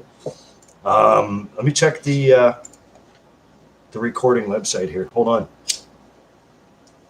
Okay. Just a second, please. No, sober's not on there, unfortunately. I'm sorry. What?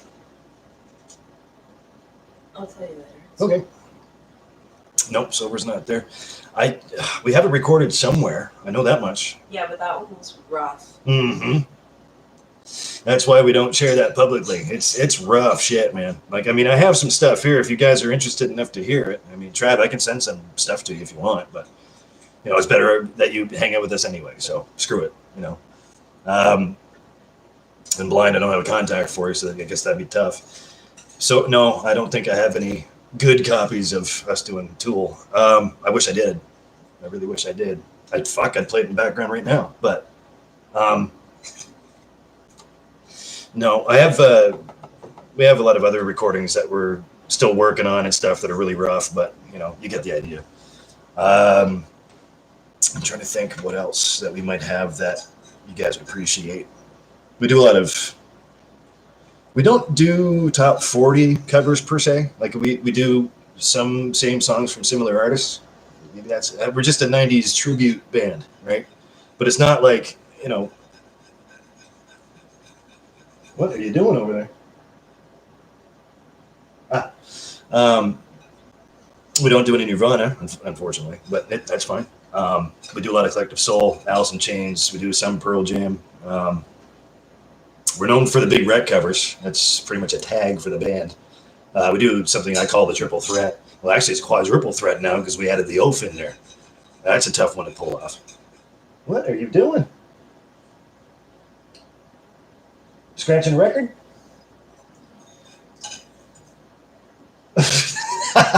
She just gave me the cutest look ever. I love my Lisa. Not when she does shit like that, though. Fuck. Right,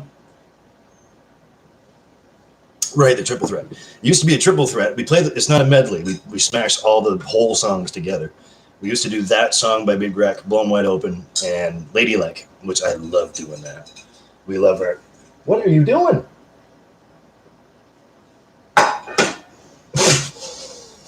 Oh, this is cute. But yeah, so that song, Ladylike, Blown Wide Open, we play the whole songs, but we'd tie them in at the end to start the other one. It'd be the whole thing. We wouldn't cut anything off. Fuck no. We played the long versions of them. But then we added the oaf in there too. That's a work in progress. I mean, I have a copy of that, but even that's rough. So that's a hard song to pull off, man. The oaf, My Luck Is Wasted. Yeah. But that's what we're known for, really. That's how Wake by Sunday got their start. We started doing that sort of stuff. We always kept Collective Soul at the same time. We've changed out a lot of other stuff around it, and we've added more things on from the same artist. We're trying to be careful about that because you don't want to have too much because it's overkill. But we try to keep it real. We just try to have 35-ish songs for 3 sets, man. That's, nothing extravagant, but enough for a show and then some. So this way, we hope to entertain people. But if you're interested, I can send you a few things. It's okay. I say it's allowed. I don't know why you would be, but the live show is a lot better. So anyway, getting back to the comments. Enough putting myself over. I fucking hate that.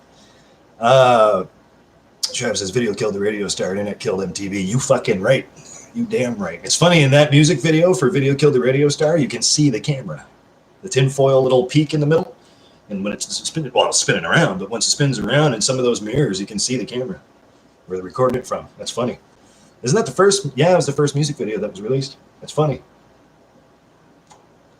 Travis says, Tool and Rush are the masters of all time. Of off time. I agree with that. I'm not a Rush guy. Tool, yes. Rush, no. Appreciate the music, though, just not Geddy Lee's fucking voice. Like I said before, it's a mosquito that you can't swat away from your ear. I mean, by the time it took me to say, I'll say it again. By the time it took me to say that, he just made my salary triple that. So I can't knock him too far, right? Definitely the masters of off time. Zeppelin too. Got to throw Zeppelin in there. Some of their songs are obscure. I appreciate them. There is even some Led Zeppelin songs that I don't favor, which is really fucked up, isn't it? I'll try anything once. I'll listen to anything once just to know if I don't like it. So I'm not that close-minded. Music, I've heard of it. Yep. I built my whole life around it. Blind says, I've been trying, brother. I'm having a bad tech issue. Oh, that sucks. That's still giving you a hard time? That's whacked, man. It's just a network. I mean, internet, because of what's going on, is starting to slow down. So, that could be part of the reason why this isn't great quality either, like buffers like that. And I'm sorry if it does in the middle. I'm not touching a damn thing. So, just going to have to bear with it, I guess. Stick to it. That's all we can do. All right, let's see here. Where are we at? And Travis says, hey, man, I don't judge. My favorite band was Roxette till I was 10. There's nothing wrong with Rox. Let's play it sometime. Yeah. Hey, man, I jam with you. Absolutely. Absolutely. You name the time and place, man. Well, when this is all said and done, we can come back out of our shell. Travis says, I always play the odd songs. Most of my favorite songs are not singles, as you can probably tell from my videos. Yeah, for sure. No, I like your song choices, man. I really do. I'm not shitting you. Like you're doing quite well. No, don't take it from me. I'm not saying I'm anything fucking special. I'm just saying I really enjoy your stuff. You're nailing some of them, man. Once you get like really heavy into it, I can see you fucking pulling off something like a one-man band. I can see it. It just depends on recording. I get that, but I really appreciate what you're doing. It sounds great from here. It really does. I fucking put my headphones on, turn that son of a bitch up to 100 and just listen to you. It's awesome. You're doing great, man. Keep it up. I can't play guitar worth a shit. That's why I'm not doing it. So, I do have an acoustic. I just don't. I can barely walk and chew gum, let alone talk. Right. So I don't have that kind of coordination. You do. You got that shit down. Your rhythm. Yeah. You have. I can even tell your own style too. I like your style, brother. No, you're doing great. Sounds good from here. Um, well, it was Pert's drumming that brought me in. Absolutely. I love Neil Peart's drumming. Like I said, I love the music in the background, the way that they write shit. But, Getty, you need it. Maybe I can tell myself off for the same thing. You need a good front man. You need a good singer to sell over that sort of thing. And I'm sure there's a lot of pressure on Getty to do that. And I'm glad he can reach high notes. If your back line's strong, your front line's got to be equally as strong, because if not, it doesn't come across right. Now, I'm not saying he's doing anything wrong. I'm just saying he's not for me. But the music in the band, the back line, fucking aces. You don't get any better than that. That's tight. That is tight like a tiger. I'd like to think that us in Awake are pretty tight too. And I'm not saying, like, this is where I'm telling myself off. I'm not saying I'm anything fucking shit hot. But I do a lot of studying and stuff, just try to keep it solid. And I mean, anything improvisational, improvising, anything from there, I just try to do filler words, like throw in a yeah or whatever, right? It's a work in progress. We're always constantly learning something. I'm not saying I'm the best in the world, but solid. I'll give myself that. It's tough to say though, because I don't talk about myself like that anymore. When I was younger, invincible. You know what I mean? No, you have to exercise humility. So, but the boys behind me, man, you can't touch them. Consummate pros. All fucking four of them. I mean, Jesus. Well, technically five, because of Hammer too. So Hammer, the other bass player, he fills in. He's an honorary member. So. Jeff's bass playing is fucking phenomenal, especially when he used to play for Moment of Inertia back when that was the thing. Speaking of drumming, Pat Peltier, hello. He's an old best buddy of mine who I haven't talked to in a while. I mean, Jeff's bass playing is fucking, you can't hold a candle to it, man. His attack on bass is fucking phenomenal. I'm sure you've seen Moment of Inertia play around here before. And if you haven't, I recommend it. I don't know if they're still doing shows or not. I know they're still in rehearsal once in a blue moon, but that's the thing with bands around here. And let James be a good example. James Morrison, Jimmy, who plays in 6 bands right now, including ours. That's the way it is now, plus no venues to play in. So, supposed to play Speed Bumps at the end of May. So, supposed to. May 30th, supposed to. That's all I can say about that.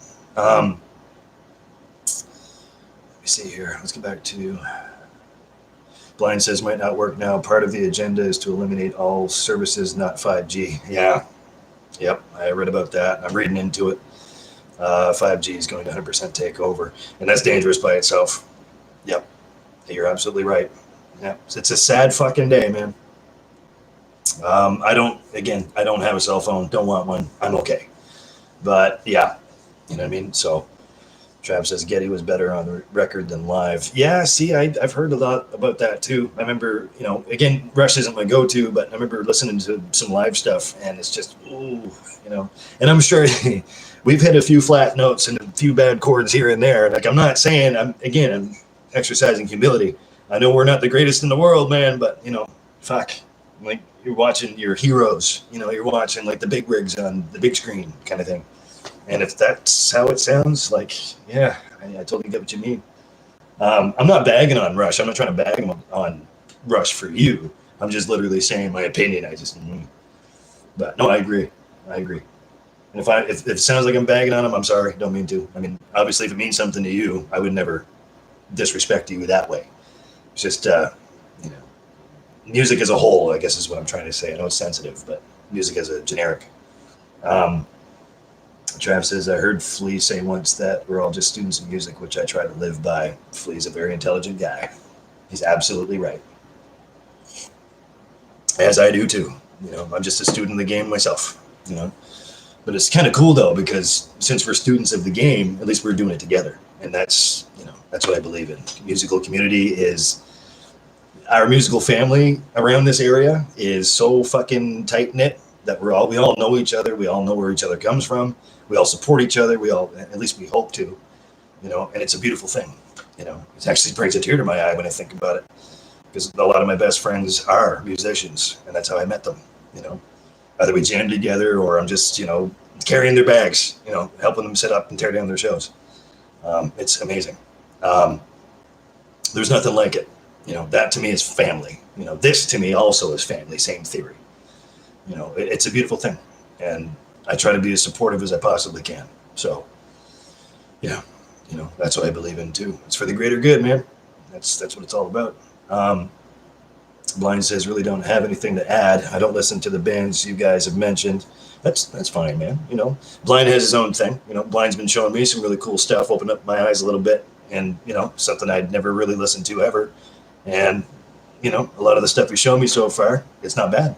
It's not bad at all. Almost all bands I really enjoy, people have not heard of, or they think they suck. Nah, I never said that. I'd never say a band sucks. You always have to give them at least a shot, like I said, in order to give it a try. So this way, you know, you don't like it or do like it. You know, you can't be closed-minded, man. The people that say that the bands that you listen to suck, they can suck us all off. That's all I'm saying. Bunch of negative fucking ninnies. I'm gonna tell them to take a fly and leave. You tell them I said that too.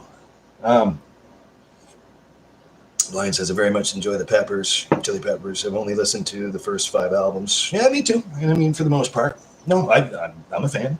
I've never had a problem with anything. Blood Sugar Sex Magic, awesome. I have the album By the Way. That's one of my favorites. I still swear to God, even though, okay, I'm putting myself over here. I swear to God, Dark Necessities was written after me. I'm sticking with it. In disgust. No, I mean, it's Dark Necessities is one of the newest, you know, off the newer album. That really hit home. I mean, Chili Peppers know how to write a fucking song where you can relate to. That's what I really meant to say. Because it's not all about me. Trust me. If it was, this would not be going so well. Californication, yes, absolutely. Yeah, mine too. Got sick of Scar Tissue real fast, but I still love the song. What was another one off of that I really liked? Off of By the Way, my favorite song off of By the Way would either be, well, I like Dose too. Don't Forget Me. That's an amazing song. I love it. Not a big fan of Cabron. That's a little different. There was another slowish one that I liked off of By the Way too. Dose is cool. Zephyr song, obviously. I'm just trying to think what else. There's another slower track. It was towards the end. Venice Queen, not so much. I mean, it's good though. Oh, there's all kinds, you know. Chef says, By the Way, is in my car right now. Attaboy. That's a good album. It's one of my favorites. Blood Sugar Sex Magic is still my favorite album of theirs. Suck My Kiss, you know, all that stuff. There's another album I like of theirs too. Californication, yeah. Is that the name of the album though? I don't know. I'm not too privy to that. I know singles off of that time period, off of what they released, but you know, I don't think there's a whole lot of Chili Pepper songs I don't like, to be honest with you. Cabron's not very well written in my opinion. I mean, I get what they're trying to go after, but I can't be a critic because again, they're making more money just by me sitting here, you know, by them sitting quarantined, you know, royalties and all that stuff. Do I have royalties? Fuck no. We wouldn't be sitting in an apartment, be doing this, you know, and having a trophy wall on the back wall or ledge of an apartment building. So there you go. That's all I'm saying. Let me see. Blind says, that's past when I stopped. Travis says, my wife is obsessed with the new album. I haven't heard too many things off it, but the things I have heard, I like it. Dark Necessities for sure, one of my favorite songs they've ever written. It's relative. Like it blows my mind how close that is. And they've obviously intelligently written that, right? And it's a really catchy tune too. I like the way, speaking of Flea, I like his bass playing on that one. It's the way he loops what he's doing and the piano in the background, it really makes the song, you know. But Flea for sure, he's pretty predominant there. And that's pretty much around the same time, or is that a little bit after John Frusciante left the band? But they got this new kid, you know, and he's just as good, if not better. Like he sounds exactly like Frusciante. I suppose you have to. But no, he's doing quite well too. I'm still surprised that Frusciante was as young as he is. I always thought he was older, because like for example, oh, Can't Stop's always a great song too. The video for Can't Stop, he just to me he always looked like he was in his 40s, but apparently he's younger than us, I guess. Whew, I don't know, mind blowing. Plays like a motherfucker though. And Flea, well, Flea's Flea, man. I mean, damn. I still love the fact he was in Back to the Future Part 1. That's cool. Travis says, universally speaking, is my fave. Yeah, okay. Yeah, I'm not too. Besides, By the Way and Blood Sugar, I mean, I'm a fan. I just haven't really followed them. Album names to me, anyway, it's always a rough thing. I could tell you the names of singles. That's just me and my brain being stupid. Blind says, for me, I've only listened to Uplift, Mofo, Part Freaky, Styly, Mother's Milk, Blood Sugar, Sex Magic. The next one, cannot think of the name. See, that's it. I have the same problem. Musician's disease. No, his name John Frusciante. He's like 28. I still. Oh, the new player. His name's Josh, because I don't know his name now. Yeah, because I mean they're young, but they play like a motherfucker. Like they've been playing like since the dawn of time or something. Like it's amazing. I mean, you'd have to have a nice lead guitar sound for that band for sure. Travis says, yeah, Californication is the album name. Thank you. Right. So, Stadium Arcadium. Thank you. That's it. Stadium Arcadium. That's a good one too. It was the last when John Frusciante left the second time. You're right. Yeah, because I forgot he left the first time. Or that first time there. Wow. That's amazing. That is some cool shit. I got into, and that's another thing too, because I used to listen to other bands besides the Chili Peppers in their time frame. Finger Eleven's another good one of mine. Radiohead, I already mentioned them. Blind Melon, all kinds of stuff. All the, I always call them girly bands, but all like the poppy stuff, like Extreme. There's Christ, metal bands like there's Wasp. There's all kinds of them. I mean, my music is quite the wide range that I listen to, especially on a constant level. Probably drives poor Lisa fucking nuts, but yeah, a lot of pop stuff, pop rock stuff. Pop's a completely different term these days, that's for sure. It's all auto-tune and stuff. And except for Billie Eilish, I keep putting over Billie Eilish because I really appreciate what she does. She's got it. She has it, and she's 18 years old.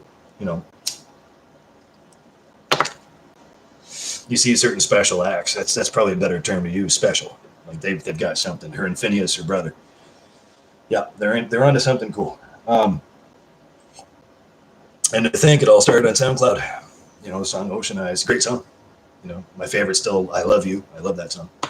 I have a SoundCloud page with some originals on there, but it's just TYE, TYE, PEAD on SoundCloud. It's just a bunch of old stuff I put up there. There's covers there too. Makes me miss my buddy Andrew because we used to write originals acoustically, just him and I. We were called Inhuman, and we used to play open mic nights all the time.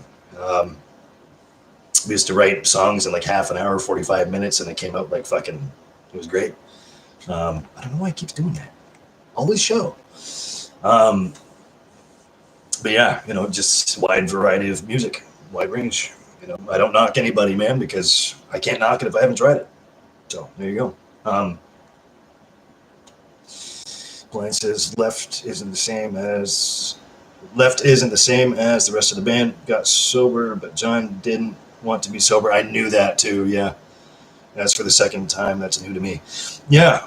No, I forgot about the first time. That when he just wanted to get sober and get away from the whole party life and stuff. And kids, obviously, I mean, they're off the wall. Trav says, "Fuck, I saw Finger 11 with Default, Stain, Nickelback, and others." I like Stain too. We cover It's Been a While. That's just that filler song now. I saw Finger 11 too. And when they came up here to the Student Union building on campus, I caught them there. I've seen them once before then too. It's always a good show. The drummer's not with them anymore though. That crazy ass drummer, man. I don't remember his name. Great drummer. Obviously, you'd have to be. James, the guitar player, he's nuts. And the other guitar player, I can't think of his name right off the top of my head. Was it Richard? Anyway, the way they dance around on stage and they play so many fucking shows that they just add to the show where they're, it's cool. You know, it's really cool to see. Scott Anderson's voice is great. I've always really enjoyed his stuff, especially back in the Rainbow Butt Monkeys era. You know, back when he had hair. Always a huge fan of Finger 11. They're definitely up in my top for sure. Yeah, that would be cool, especially seeing all them together at the same time. Default, I always liked. I forget about Default. True story. There was one night when I was helping Sean Burgess, not the younger one, the older one, who I call Dad. Another one of my mentors. I only have two that are still living. He used to host karaoke shows at Nikki Z's, Upper Deck, whatever the fuck you want to call it, Club Chrome now. Shout out to Debbie, by the way. Default came into the bar, and I didn't realize it was them, but everybody else pointed them out, and I'm just like, oh, okay. Too ignorant. Should have walked up and said hello. That's how I met Jeff Martin the first time. They came in and joined us for karaoke and stuff, and I was running the soundboard for Jeff Martin singing Elvis tunes. Like, there's only like a handful of us there at the time. It's fucked, man. But yeah, Default was there. They didn't get up and sing or nothing, but they just got done doing a show. I don't know if they played the Aiken Center. I mean, they'd have to, or the Coliseum Exhibition Center, maybe. Not giving away where I live too far, but like it matters. Yes, Precious, I hear you, baby. Hello. They just stopped by. What, baby? Come on up here. Come here. Come on up. Say hi to people. Say hi. Come here. There she is. I think they were playing a show that night, and then they just happened to get over early. So then they came in and I guess hung out at the bar. I didn't even know it was them. And well, that would have been sweet to catch a show like that. You know, especially that lineup. Forget about it. Music was great back then, man. You know, I keep saying it. It was a great time to be alive, especially musically. Before I get too far into comments, I'm about to shut this thing up. But shut this thing down. Let me see. Oh, that's funny. Just checking my crack book for a second. I'm getting messages coming in here.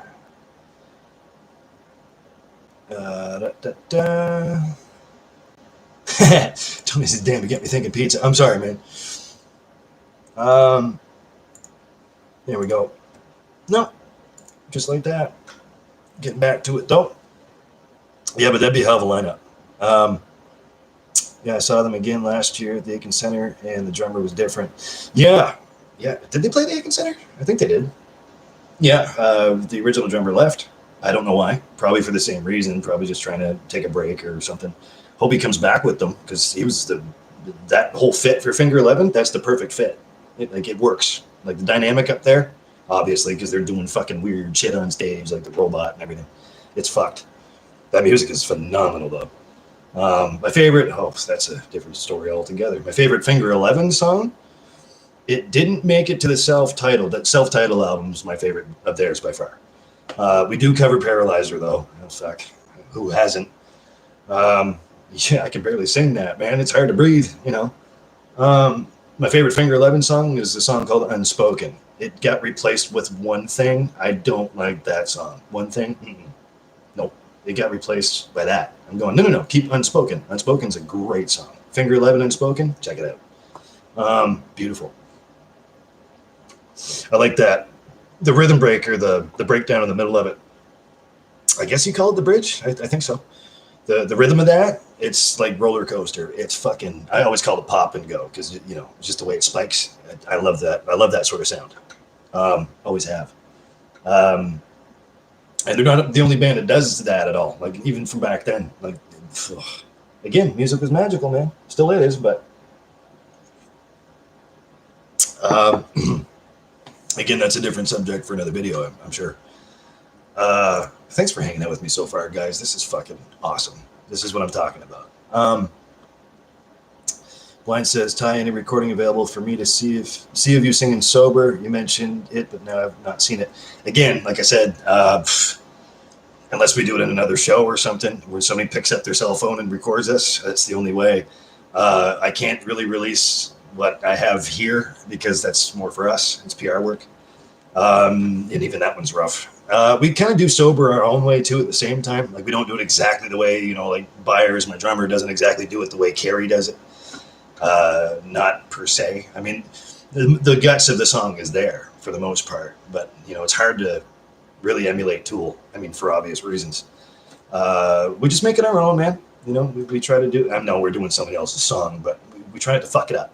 You know what I mean? We just try to find a way to make it work, if that makes more sense. We keep the regular structure of the song. It's just something we don't really bust out too often. So that's probably why you haven't heard a recording or seen anything. Because we didn't do it at the last show, the one that I'm talking about from Gagetown there, back in October of, it was 2018, I think it was. Because it wasn't, no, it was 2019. I'm sorry, it was last year. My time perception is way the fuck off. Surprised you weren't there, Trav, man. Fuck, if I would have caught back up with you back then, I would have said, come on, man, you're coming. That was a good time. You know, we get to share the same stage as our best buddies, and we knew the crowd as a whole, like for the most part. You know, both of our bands knew everybody that was there. It was great. You know, a couple hundred people filled the spot up, and I love doing shows like that. It's really intimate. You know, we did a double header actually that day. We played once in the afternoon when nobody was there, and just pretty much like a live rehearsal. And then we played that night, and the whole place was packed. You know, it's kind of synonymous. You know, hey, let's get wasted and go watch Awake by Sunday. I'm not advocating getting too drunk, but that just seems to be the way of the world, I guess. I'm just glad everybody enjoys it. Southbound Center stuff, Dougie's band, Doug, Jake, and you know Glenn, the rest of them, amazing. You know, like they really do classics, man. Like they do like, I call it mountain rock, but it's like bluesy rock and stuff. And it's amazing. I love their material. You know, I love them dearly. You know, speaking of family, you'd love their stuff too. That material is fucking spot on. It really is. And Trav says, "No, what a cute kitty." Yeah, she's cute. And now she's over on the other couch, right there. You can't see her, but anyway. Yeah, she's something. She always knows when I'm on camera, man. It's uncanny. It really is. Like she'll jump right up here. Meow, right? Who loves kitty? Pretty kitty. Yeah. Yeah, she's a good girl. About 16 years old, half Himalayan, half Persian, flat faced, long white hair. That's always the running joke. Those lint rollers that you get, like the sticky ones that you get from the dollar store. Yeah, I go through those quite a bit. Well, I don't have to worry about that these days, man. Been laid off, quote unquote, since 2 Tuesdays ago. Actually, no, 2 weeks ago to this day, to today. I just hope this whole thing's over sooner. See, Travis says best lineup I've seen was Seether. Oh, I love Seether too. Coheed and Cambria. Never got into them. I've heard some stuff, but I like it. Protest the Hero, not bad. Metallica, never a huge fan, but you have to love them. Rained all fucking day. It always rains too. Isn't that something fucking, that's fucked. It always rains when you're trying to have a good time. I don't mind the rain because I've played outdoor festivals, you know, and you get used to it. It's just, hopefully it's not cold. You know what I mean? Because that's the worst. Scream my ass off during the whole Seether set. Yep, that's a good band. I totally forgot about them too. Great band. Jesus. There's not, I don't think one thing that Seether came out with that I don't like. So, that would have been a cool show. You know, Metallica, kind of on my bucket list just to say I saw them. You know, I've never really gotten into it. Black Album, awesome. Ride the Lightning, sure. Saint Anger, what the fuck were they thinking? I'm pretty sure you agree with me on that one. The song Saint Anger is okay. Let's see here. Trav says, yeah, I wasn't on my social media back then. Kept to myself a lot. Yeah, me too. Just jamming and hanging with my girl. But hey, man, any weekend show moving forward, I'm there. Yes, absolutely. This is why we get along so well. We have the same mindset. It's okay, Beast. You like it, I'll be right there. Yeah, she likes to follow me everywhere, guys. Mummy's girl. Yep. You're okay. Well, she likes to jump up. I was just saying, because she just jumped up behind me, right? And I'm like, hi, baby. And then sure enough, she went over there to sit next to Mummy. Imagine that. Hi, sweetheart. Oh, what a silk. Yeah, her name's Precious. It's Lisa's cat, so. My mom named her. Yeah, Lisa's mother named her. Good name. My Precious. It's like an evil genius or something holding Precious, and then you stroke your kitty. That was almost risky to say, wasn't it? Fuck. Blind said, sorry, what's that, dear? Oh, keep going. I have something to tell you. I'll tell you on camera. I don't fucking care, but keep going with what you said. No, I haven't forgotten. Just about to wrap this thing up anyway. So, Blind says, yeah, I get it, Ty. I was just curious. I'm not sure how much you know, but you should look into doing the free tool songs for children. See, you're naming stuff that I'm, I'm not really privy to, bud, to be honest. You already know, because I already told you, Lateralis was my main go. I'm coming in just a little bit later on, that sort of thing. We're already pretty much chock full of stuff to do in our set list now. It's hard to take requests, but it's all the stuff we love to play. We try to appease to everybody, but it's tough, man, because everybody's got their own opinion, like they have zippers. We just said, have you not been yet entertained? So we're doing the best we can, man. Even picking up sober was a risk. So just for reasons why I said, to me, the roughness and crackle. Yeah, absolutely. Travis says Saint Anger was Metallica trying to be Korn. Yeah, absolutely. I agree with that. Like, what the fuck, man? Definitely leave it for the experts. Leave it to the pros. You don't want to. Yeah, that's absolutely right. I never. Speaking of egos, I never really got into Metallica that much, to be honest with you. I mean, there's a few songs I love. The 90s stuff was okay. Like Until It Sleeps, that sticks out in my mind for sure. I love that song. Stuff off of Riding Lightning, stuff off of Black. Pearl Jam's Black. Hello. Blind says you can look up CAD. It's all over YouTube. Nobody would even notice. It's very old. Probably. Yeah. I mean, sure. But I don't. Again, I've been through this a million times, Blind. I don't know, man. I got, it's hard to really focus on one genre because you're going to be leaving another one out. The same thing you're just, describing. There's a lot of stuff from back in that same time frame that, even I forget about. And it's really tough to be mindful of it, because you're so, it's not that I'm involved in my own shit. It's just, I'm just involved in shit that I have to focus on now. And it's not like I mean to do that. It's just, and I'm glad you're around because you can, further remind me of things that I should be looking at. You know what I mean? And this is why it's an open forum. That's why I love that, because we can all share our opinions and stuff. And something that you love, maybe I'll love it too, and vice versa, hopefully. I don't want to come across as some pretentious guy that loves the top 100. I'm just saying that's just basically been my pocket, especially being a musician. Trav, you'll appreciate that, especially doing covers and stuff. It's just the way I've lived my life, I guess. It's just, it's all project work. It all depends on what you're working at the time. I would like to just do originals and just come up with our own shit, but you have to, put the asses in the seats, right? So that's basically why covers are a thing. When you're doing covers, you have to appease to a certain crowd, and I guess it's kind of time sensitive. Depends on what you're doing. It's tough to get out of that pocket though. Especially getting a degree in music, and I should know better because I do know theory, but I'm content doing with what we're doing. I mean, always have been. I've always been very, very lucky to love what I do, and I don't take advantage of that. It's very humbling to me these days because of the material we picked up, or people we meet, and they want us to do a certain thing, and we've done it. Not that we take requests all the time. If we know it, we'll play it, type of thing. We're us in Awake by Sunday. We're structured in our own little, I don't want to say little box, but like we just have our certain songs that we do.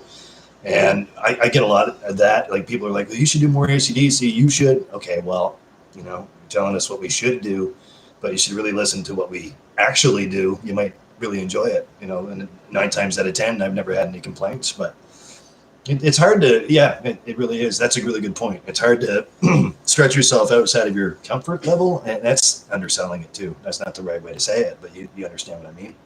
It's just a way of life, man. It's just the way it always was. I have complaints about it too myself. Like, can't we just do a wider range? But nobody really has time to be picking up everything that, and plus it's not a good thing if a band, and I struggle with this my whole life. Just because you like the song doesn't mean that the crowd's gonna like it. You know what I mean? That sort of theory. Like we try to stay away from that for the most part. But even though we're crowd appeasing, we just try to not, say that we love a certain song, so we should do it. And that falls along the same category, the same theory, because you can't really bring up a song unless it's going to be, you learn a song and hopefully people are going to dance their asses to it, So that's pretty much. I hope that explains a lot of different stuff. Trav, I'm sure you can back me up on that. It's it does sound pretentious, and it might be, but hey, man, that's what we do as musicians. So we just try to do our best to make sure that everybody has a good time. But see, that's the thing with us. I mean, there are certain bands out there that shall remain nameless. That's what they do. They just do their own shit, and they hope that it sells over. Well, some of our tunes that we pick, some of the material, we do that same thing, but the way that we try to come across is like, we want to have fun. It's just all about having fun when it comes right down to it. Pretty simple. But yeah, I mean, shoot me, I guess. I mean, if that's, yeah, I guess that does come across as pretentious. It's not intended, yeah, I guess it would, but in a positive setting, I mean, I don't want to sound too fucking cheesy, but fuck, that's just what I do on this channel anyway. We just try to, do the best we can and what we have and what little we got. And we do pay attention to the crowd. I'm not saying that we don't. It's just certain song selection. It doesn't fit the sound of us individually coming together as a band, like the distinction. Because every band has their own sound. We just try to pick stuff that matches. Maybe that's a better way to describe it. Because as soon as you deviate from that, it's going to sound like trash, and that's not something that we're going to be wasting our time on. So, and I know that sounds hoity-toity, but it's true. Like, we want to make sure we come across right. Like, we want to make sure our sound is good first before we go out there and play, because we're very adamant on, that sort of thing, professional, I guess. But yeah, we just want to have a loose time, have a good time. If you guys want to drink down front, that's even better for us because we sound even fucking better. So that's the whole thing. We like to be intimate with people. We like to be, and I say crowds, man. I mean, that makes me sound like a fucking rock star, which I'm not. I just had the hair. We like to be intimate with a crowd. We like to, really sit back and get to know people, and whether it be phonetically or physically, conversation-wise. We're all a bunch of sweet guys, man. At least we try to be. We're all good folk, so. I mean, we get picked on all the time. It's like, yeah, you guys do too much of this person or too much of this artist. And it's like, well, all right, well, I just saw you, before you just said that to me, I just saw you shaking your ass with 2 beers in your hand. So it can't be that bad. You know what I mean? So fuck you. But it is what it is. We just try to make the best out of it. And that's what we do it for. That's why we rehearse so goddamn much. Not these days, but yeah, I mean, hopefully if you like it. If you don't, go watch another band. You know what I mean? So maybe we're not everybody's cup of tea. Maybe Elise can back me up on this too. Oh, that's awesome, dear. Lack of oxygen over there.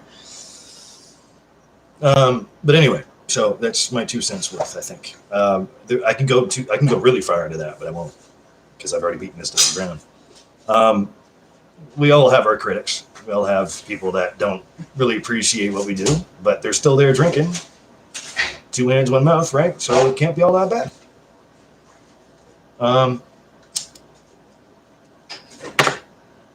Let's get back to it here. I'm sorry. See, I get off in tangents, right? And I keep forgetting to read you guys' stuff out loud. Trav says, oh my God, I did Black Saturday night when I was drinking and got bored at the doot and shut the camera off. Yeah, I totally understand. It's a pretty song. I just happen to mention that for a goof.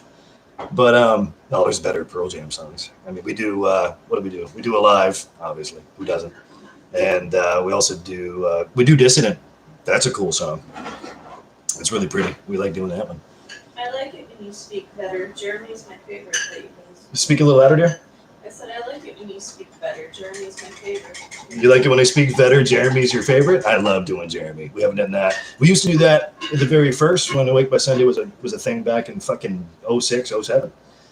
I miss doing Jeremy. I lived that. Jeremy spoken. That's great. speaking better. Yeah, fluently. Smoke went out. I'm sorry, guys. Lisa's making all kinds of background noises. At least she's there. I'm making coffee. Oh, you're making more coffee? No, I heated up a cup of coffee. Oh, because I knew I thought I took the rest out of it. Sorry. Well, you did take the rest of the whitener. There was a draw. But that's okay, because I have powdered stuff. Good for fucking you. All right, then. Pinky's up, dear. Mine's all gone. I was thinking about getting another cup, maybe a cup of tea. I gotta stop it with the fucking caffeine because I'm starting to, woo! 7 likes. What the hell are you guys doing? And we wonder why we're up all night. Yeah.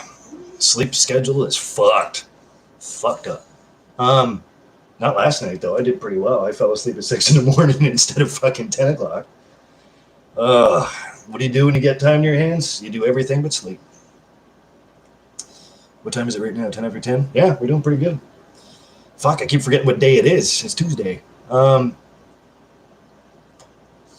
see. Blind says, you're still stuck in the vampire rodents, man. Yeah, same theory I was just talking about. But it's cool stuff. I mean, I'm glad you sent that to me. I'm enjoying it, actually. Clock Seed, most underrated album ever. Again, I'm bad with albums, so. But no, the stuff you showed me was decent, man. I respect the fuck out of that. Blind says, yeah, I get it, Travis, but I didn't mean to do Secret Tool songs as a headliner. It's not all about the band. You can listen to this music at any time. It's free online. Oh, yeah. Yep, for sure. Yep, absolutely. Travel for sure. All I'm saying in my small experience with YouTube, Everlong and Drain, yep, you get more views than letting the cables sleep. That's for sure. That is for damn sure. Trav, I think you're doing great, man. You know, hopefully you're getting more views. I hope so. You know, I'm gonna put you, like I said, I'll feature you on the side here, for sure. Whoa, Pete's here. Hey, buddy, what's going on, honey? We got a Pete. Hey, Pete. Hey, Pete. What's up, brother? Starting to miss your face, man. That's why I sent you a message there. You know, that kind of thing. Pete says, one of my bosses, by the way, I can't go too far into where he's from or where he's bossing me from. But I'm glad you're here, man. Hopefully your family's doing well. Hopefully you're safe. He says, are you letting yourself go? I don't know, man. I mean, we probably gained another 20 pounds just sitting around, right? Being all unproductive. Probably. Need a razor. I can drop one off tomorrow. Ass.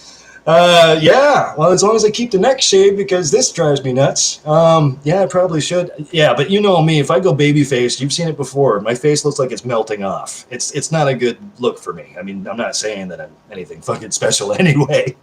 That is so cool that you're here, man. That's awesome. Missing your face. Hopefully you're doing fine. I mean, I've been thinking about you. I don't know if you're still at it, at a place we won't mention because we're not supposed to. But no, I've been thinking about you guys, man. Oh, hey, Mars, how you doing?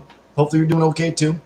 You guys are home safe, and Alex and, you know, the kids and everything. Trav says, no worries, man. I'm fluent in better. Yeah, we speak better. We do speak better. We're talking about music here, Pete. Pete knows his music, too, man. Fluent vetter. Yeah. I think the best example to me was Yellow Lead Better, where he's just smashing words together, like, you know, but I could probably differentiate it now, not so much back then when it first came out, because it sounds like he's chewing on marbles. Then again, so do I, you know, phonetically. Alex says, hi, hey, buddy. Yeah, I miss your face too, man. I don't know, I hope you guys are doing good. That's why I sent you a message there. Just checking in. Haven't heard from you, so not about work, just, you know, you personally. I just wanted to check in with you. Weird times, man. Weird times. And hopefully the place is doing well, you know, doing what you guys do. Poor Tammy, I talked to her the other day too, and she said she's straight out at the same time. As long as you guys are staying safe, man. It's going stir crazy here, I'll tell you that. Now, I'm not volunteering or nothing. Well, no, I mean, if you need a fucking hand, I'll give you a fucking hand. Hopefully you guys are doing okay and you're all safe, and, you know, obviously you're smart enough to know the difference. No, I mean, it's great. Been thinking a lot about you, that's all. Blind says, not still stuck. They only get better the more you tumble down the rabbit hole. Absolutely. And that's the other thing, too, now that we have this time for ourselves, the rabbit hole starting to get deeper and deeper. I've always been a student of the game. I try to keep up on everything. And you know, it's just nice to take a break once in a while too, right, dear? You know, you just gotta step back and try to keep a level head some fucking how. I don't know how we're gonna do that, but Well, I don't know. I just backed out from the support group that was created by my friend today because I felt that I couldn't be around the hiding of information or the digesting it. I didn't want to Yep. stifle that side of myself, so Yep. I think I'm good with you on that. Yeah. We take our breaks when we need them, but I'm not going to be turning down any type of information that might serve us in the long run. Right. So Yeah. I mean, because exactly. I'm Because not there's going to be part of a denial-based no coddling. negative. You know, the spread of disinfo is something I've always worried about anyway. I mean, that's something even before this bullshit happened. People are paid off. You know, the news. I mean, Pete, you could probably chime in on this one too. It's a tough thing. You know, it's a tough, real tough thing. You don't want to be the accessory of spreading further disinformation. You know. Well, I don't think it was, in that case, it wasn't further disinformation. Not it intended. Was a sense of being limited by what information that we could bring to the table. Bring forward. Yeah. Yeah, I agree. For those of you that don't know, Lisa's off to my left. She'll never go on camera, but she's providing her opinion. Yeah, it's, I don't know. Pete, maybe you have a better idea because I know you're in tune with the news and everything. And it just depends on the news source you get it from, I guess. I mean, going stir crazy is one thing, feeling unproductive is another. But going down that rabbit hole, man, yeah, that's a deep and wide hole. You know what I'm saying? You just got to keep your wits about you. You got to keep that, you know, mind frame. You have to keep yourself healthy in more ways than one. Because fuck, I'll tell you, it'd be really easy to fall right off the train on that one. And I'm a different cat anyway. Like, you know, intense as I might be.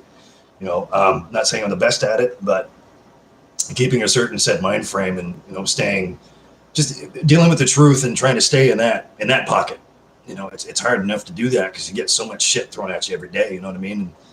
And again, sorry, Alex, for my language. I'm glad you guys are here, man. You know, and I have my own opinions on it. I have my own, you know, way of looking at the world, especially when it's in chaos right now. And just like I was saying previously, like a couple hours ago, I can't believe I'm 2.5 hours in now. That's crazy. No, I love hanging out with you guys, man. This is great. That's what it's all for. It's hard to, how do I even put this? It's hard to put chicken shit in a chicken salad. You got to turn it around for the greater good because I believe in what's positive. I believe in, you know, God willing. And it's hard to differentiate what's coming in, what you're learning, what you're taking in for yourself versus what's really happening. You got to look at it a realistic sort of point of view. Pete's saying new Pearl Jam single, pretty good. I really enjoy it. I like it. You know, Eddie's still got it, man. I don't know if they're still the same band. I don't know if they're, maybe somebody else can tell me. I haven't kept up on actual names of musicians, just the bands themselves. And it sounds like their sound is a little bit different now too. Obviously, they're going to change with the times. But yeah, I mean, the guitar work sounds phenomenal. It sounds great.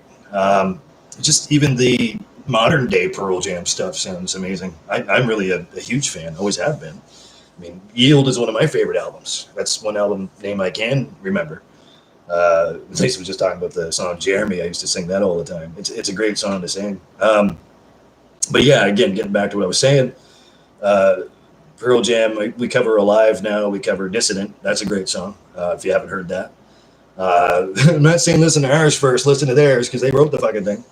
But yeah, I mean, really cool. We used to do Jeremy in our first set list. That was, like I said, 2006, 2007.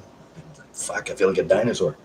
But and I'm still surprised I can talk, to be honest with you. It's like I am chewing on marbles. But speaking fluent veteran, it helps. It really helps. They can write a song, man. That is one band that stood the test of time because they're that damn good as musicians. Always looked up to that sort of thing. And that's another good band to bring up when it comes down to 90s nostalgic, you know, sort of music or not pop music, but popular rock music back then. It's my favorite time frame. Me being a Led Zeppelin guy, of course, 70s and 80s, all that stuff. I love that stuff too. But when I really came involved in like, more band stuff and try to be more professional, quote unquote, hair flip, um, that was my niche back then, my niche, if you will. It was always like 90s. Obviously, the way I look, it's, come on now. I can't hide that. What else? Blind says, I'm fully aware most people wouldn't listen to music 12 hours minimum a day, but I'm not most people, that's for sure. Music, there's always music going. I mean, not right now, but usually there's always music in the background. Because I'm a student of the game. I have been for many, many years, and it's always pulled me through. Pete says STP. I was just talking about that earlier. We were talking about the MTV Unplugged album, how it was really cool. Scott Weiland's version of Sex Type Thing that he threw in there when he's in his rocking chair, like MTV. And right in the middle of the song, Sex Type Thing, I love the actual original version, but their unplugged version, and then in the middle of it goes, hey, how's your steak? I don't know, it just always stuck out in my mind. I love Stone Temple Pilots. We used to do Plush. We do Cracker Man now. I think I gave you a set list there, Pete. Yeah, I did. We still do Cracker Man. Actually, Travis, the guy right there in the chat window, he covered Cracker Man not too long ago. Love STP stuff. Plush, Creep, Big Empty. I have a SoundCloud page I was just talking about earlier. It's under TYE, TYE, PEAD. My old buddy Andrew and I, we used to do an acoustic thing, just him and I. We used to cover Creep. Did we do Plush? I think we might have. It's always been a great song. Maybe you have a better idea, Pete. Maybe you listen to other songs by STP. I like a lot of their stuff they came out with. I got their Greatest Hits album. I don't think I have. Do I have Core somewhere? I'm not sure. But anyway, anything that Some Type of Pilots came out with, like, Lady Picture Show. I'm just trying to think of other singles. Lady Picture Show. All kinds of them.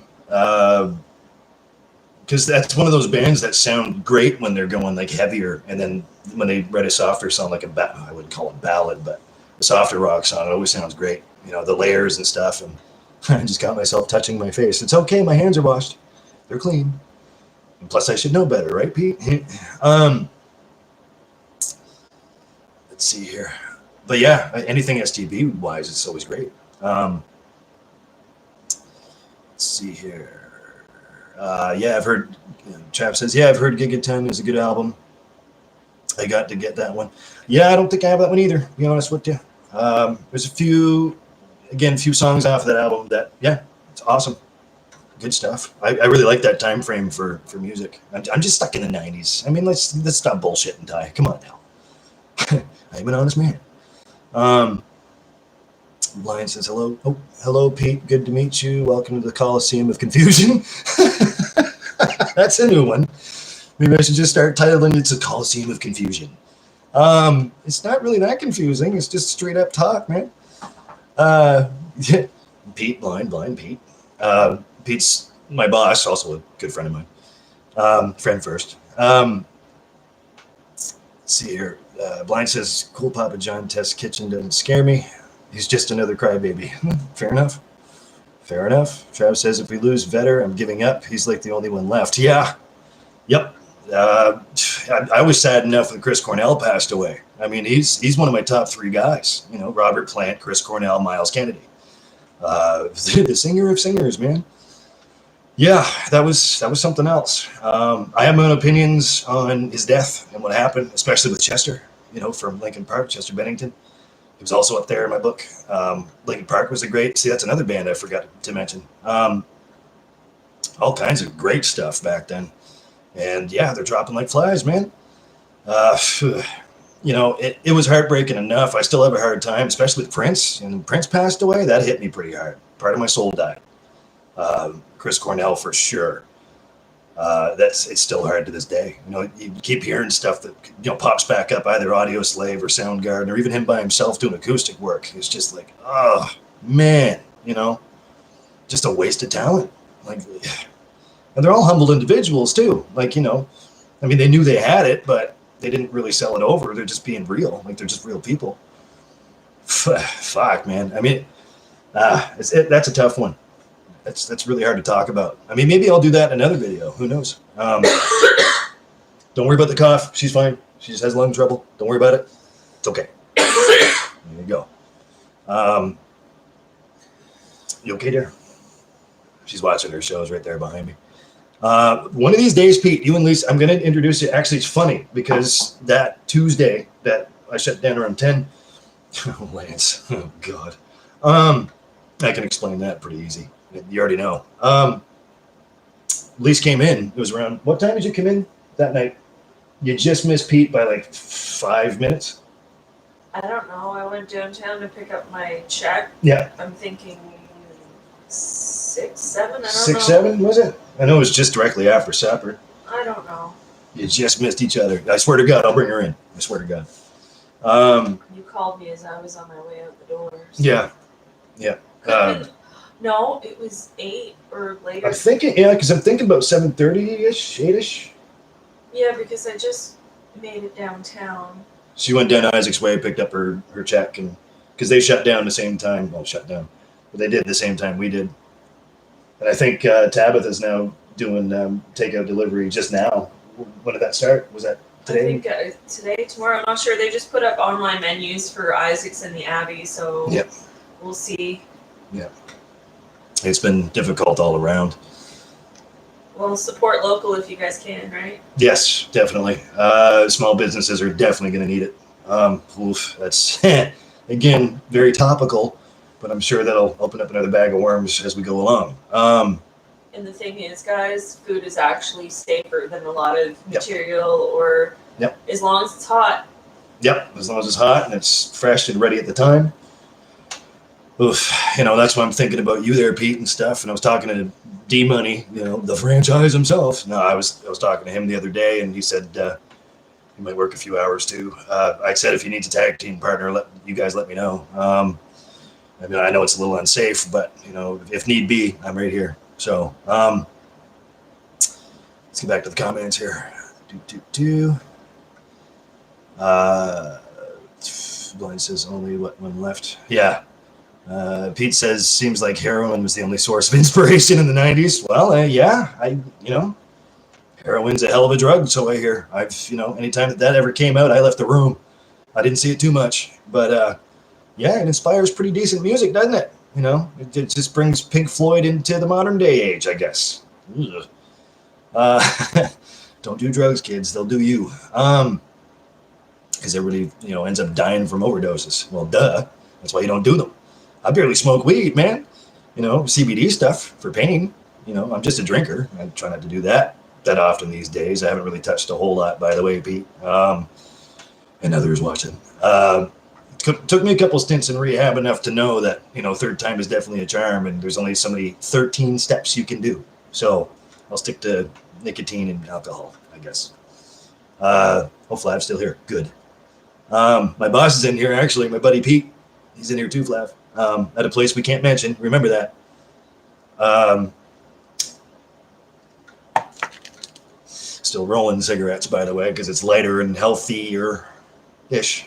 So don't judge me. I get it enough. Flav always goes up my ass about it. You're smoking, man. You shouldn't be. I know. So does Kev. Trav says, once the pandemic is over, me and my buddy are going to go plush him on guitar. You're going to do plush him on guitar, and I'll be singing. Okay. Going to do the old Headbanger Ball version. Nice. Headbangers Ball. Yes, sir. Oh, we love Plush. That's a great song. Pete's saying Hoon. Shannon Hoon from Blind Melon. Yeah, I was talking about Blind Melon earlier. Great stuff. California, obviously No Rain. There's all kinds of stuff from Blind Melon that I totally forgot about too. Great time period for them. Same fucking time period. Great time period for music, I think, in my opinion. Because Pete's not that much older than I am, and he's in tune with that stuff, and I think that says everything. You know what I mean? Even though we had the same musical taste because we had the same time frame. I thought it was super fucking cool that you were playing Led Zeppelin that one night there, man. I really appreciated the hell out of that. You bring it up, and we match on certain songs, like say Zeppelin wise that that we both like, and I mean there you go, it's universal, right? Blind says that's because it's fucking awesome in the 90s. Yes. See, there you go. Part and parcel. Travis says one at a Cornell, Cobain, Weiland, Stanley. Yes. Yeah. Yep, for sure. I mean, and Hoon, he passed away. Yeah, you're right. Another good one. I mean, they're all dropping, man. You know, that's why I'm thankful I'm not the best singer in the world, because I'm sure that I'd be the next candidate to just something happen to him. You know what I mean? Nah, anyway, that's a dark joke, but it's also a good point. Tweeter the Monkey Man. Headstones, I never really got into them, but it's a great song. I mean, even the original's great. I forget who does that, the original song. But the Headstones are cool. Headpin. Don't be making kissy noises at me. Oh, the cat. I see. Excuse me.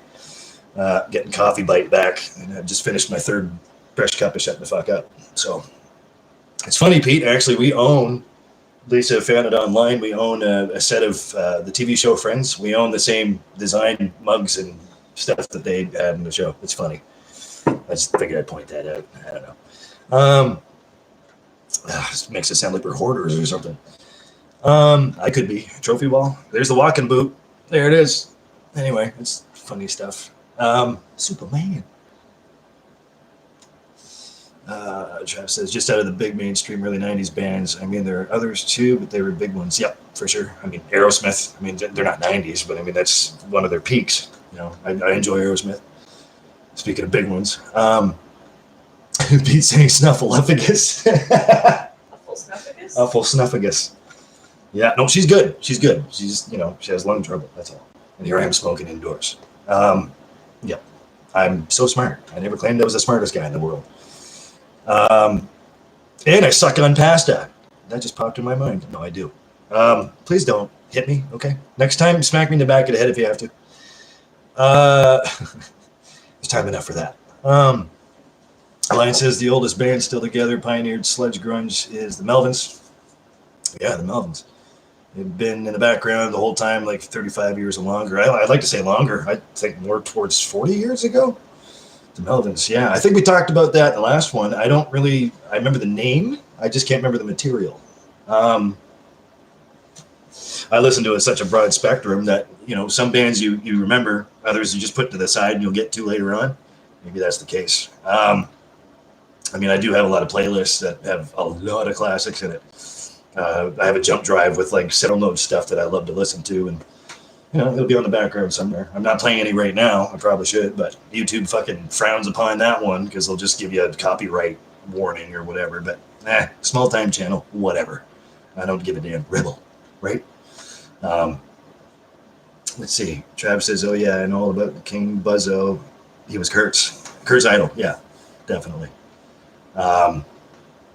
Line says, yeah, he was already a legend before Nirvana. He suggested Kurt get Dale Crover to make. See, again, yeah, I don't know that sort of thing, that sort of side of things, to make Fecal Matter album, because Kurt wanted to make the album The Hard Way, 2 guys, 2 reels, 4 layer. Imagine that.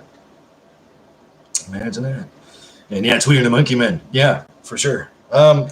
Maybe you know, Pete. I don't know who the original artist was. I know Headstones covered it. I like the original too. I like them both. I like the Headstone Smile and Wave too. That's another underrated song. I'm not a big Headstones fan, but yeah, it's good stuff. I appreciate it. Because again, like, they're making more money by me sitting here saying this now. They just made triple our salary right there, just in royalties alone. So you can't bag on anybody. Unless I just up and take off, which not going to happen. I'm 37 now. Come on. This thing can't really, cash in a whole lot anymore. Let's see, Trav says we're getting into biography territory. Yeah, absolutely. I try to stay away from that too, because I mean, it's all, you got to be partial to something. You bring up a subject and then somebody just takes off with it, and you're going, yeah, but what if, and what about this over here? And that's where it gets confusing. So maybe Blind was right. Maybe the land of confusion, right? But yeah, I mean, there's all kinds of different things. I mean, we could talk about, and I'm glad we're talking about music because it takes our mind off of the bullshit that's happening. And again, I apologize for my language, but hey, I'm just being real. It all depends, I guess, on personal tastes, really, when it comes down to it. Captain Obvious. But you know, I mean, a lot of us line up in the same sort of similar genres of music that we all like, which is a good thing. I like to think I'm not closed-minded when it comes down to music. So, I mean, I like, again, because I'm going to give it a shot to see if I like it or not. I'm not that closed-minded, you know. Old Bob Dylan, yes, absolutely. Actually, Bob and James Dylan. Speaking of the '90s, his son James. You can't forget about Dylan, man. You know, he's one of the originals. I mean, speaking of songwriting, you know, I'd call him the godfather of songwriting. You know, the guy was a poet, turns into a musician. Um, Now I say turns into one. I think he always did music at the same time. So, you know, his writings are top notch. I mean, you can't top it. Um, he sang "Tweet It." Thank you. Yes, you're right. But I also like Dylan. That's who it was. One Headlight, great song. Yes, that's right. No, yeah, I do like the original. You think I'd be able to get that because, you know, it's Bob Dylan. I couldn't think of phonetically, acoustically how that went, but because, you know, young kids like us, and I use that term loosely, we'll always go towards the cover that came out in recent era or recent period. So when I think of Tweety the Monkey Man, you always think about the Headstones version. I got to shake that habit, man. You know, I really appreciate more original stuff, more stuff back in the 70s, 60s, 70s, 80s than I do, you know, especially when I get older. I find that I'm, you know, looking back further in time and really starting to really respect and appreciate all of the artists that came before anybody else that I really fell in love with, I guess. Because without them, nothing would happen. So they're setting the groundwork, you know, so you have to look back at, you know, everything that they did. And, you know, I thank them all because without them, there wouldn't be Dexterity music now. Nothing would have progressed. I mean, if it did, it would sound way fucking different. That's for damn sure. Speaking of analog masters, man, like back, you know, recording stuff in studios back then, like that would be, to me, it'd be ideal because I'm a huge fan of analog instead of digital. So with Petty, definitely. Traveling Wilburys, man. Absolutely. Roy Orbison, he's another great one. Always loved his stuff. Petty, always loved Petty. Absolutely. It was cool that you played Petty there too, Pete. That was really neat. We tried Last Dance, like I told you, we tried Last Dance with Mary Jane and fucking bombed it. Tanked. Got halfway through the song. Cool. So there's somebody sitting on the couch watching us in the dungeon rehearse on a Saturday morning. And, well, can you play Last Dance with Mary Jane? And we started it, so it was fine, you know. She grew up, and anyway, went about halfway in, and then we just all looked at each other and forgot how to play it. So, I mean, we gave it a shot.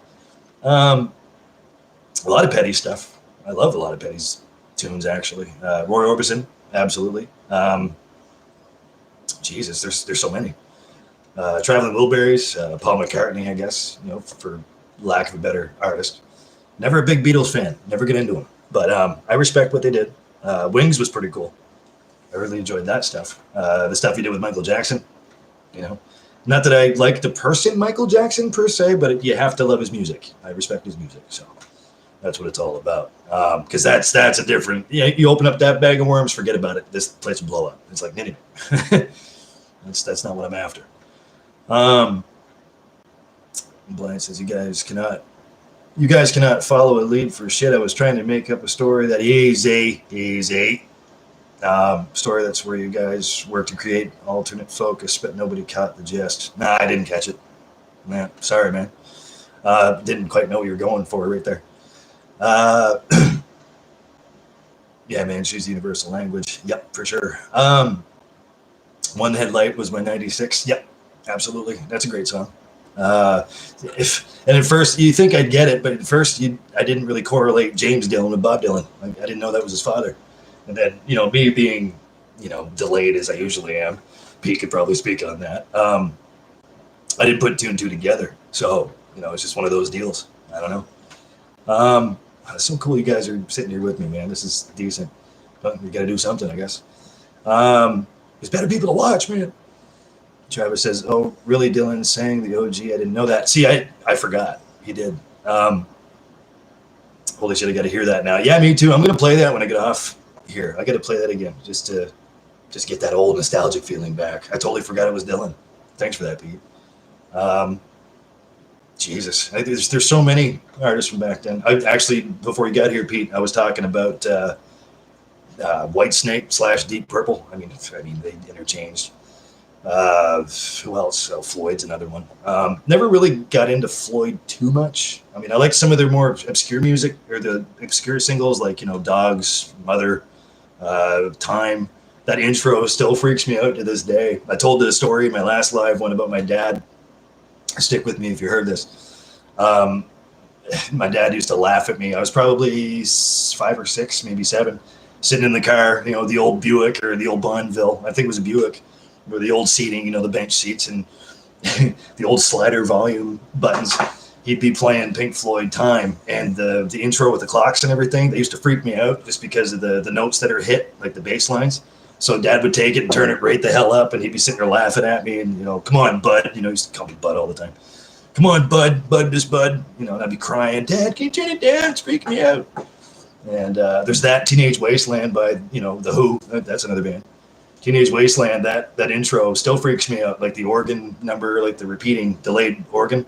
They used to freak me out. I used to turn that up and scare the shit out of me. I don't know. It just kind of came to mind. Jeez, I still remember that when I was a kid. I was always exposed to really cool music and stuff because of Dad. It's Dad's fault I love Led Zeppelin so much. Ever since I was 3 or 4 years old, he put the vinyls on.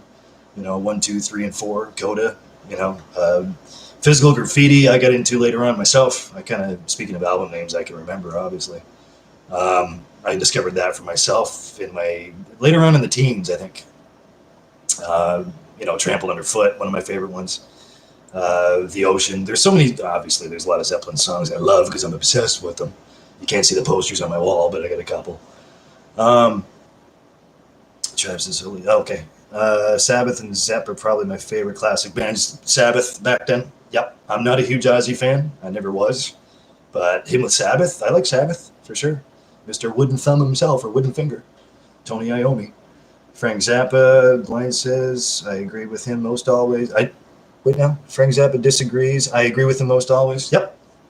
I respect Zappa. I was never a fan, but I respect what he did. Very creative, very off the wall. I totally understand that stuff. Zappa always reminds me of Weird Al Yankovic, which is not good. That's not cool, man. I know. Shame on me. I used to listen to Weird Al growing up. Weird Al's song "One More Minute's my favorite. It's an original that he wrote, but Zappa, yeah, I used to listen to Zappa. That was years ago, and of course, it had to be. It's one of those things, to me, anyway, my opinion, that if you're younger, you'd probably get more in tune with Zappa stuff. But yeah, it was cool stuff back then for me, anyways. I don't own any Zappa now. I mean, again, I should probably, but it is what it is, right? But well, listen, guys, I'm gonna wrap this up. We're coming up on 3 hours. That's awesome. This is awesome. Fucking awesome. I'm really glad you're here, Pete, and the rest of you, Marcy. Hopefully the kids are doing well too. I just want you guys all to be healthy. That's my main concern. I miss a lot of you. But you know what? You just gotta, pardon the language, but stay the fuck home. Hashtag be smart.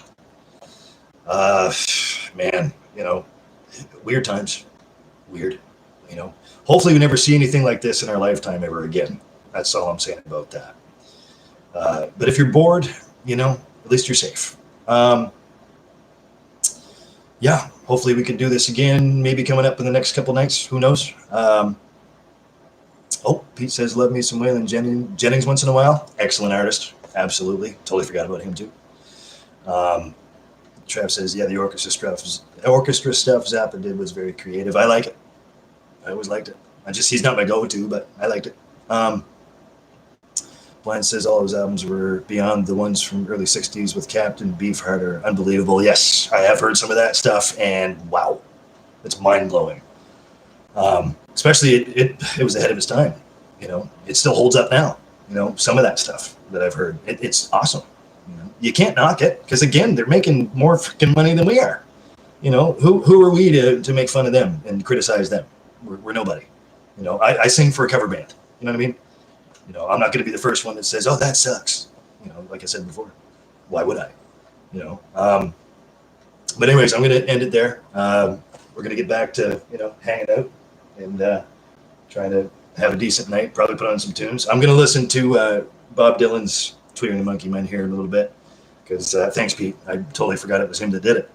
I was thinking somebody else. I don't know who else it was, but how do you distinguish, Bob Dylan and to confuse that with somebody else? I don't know.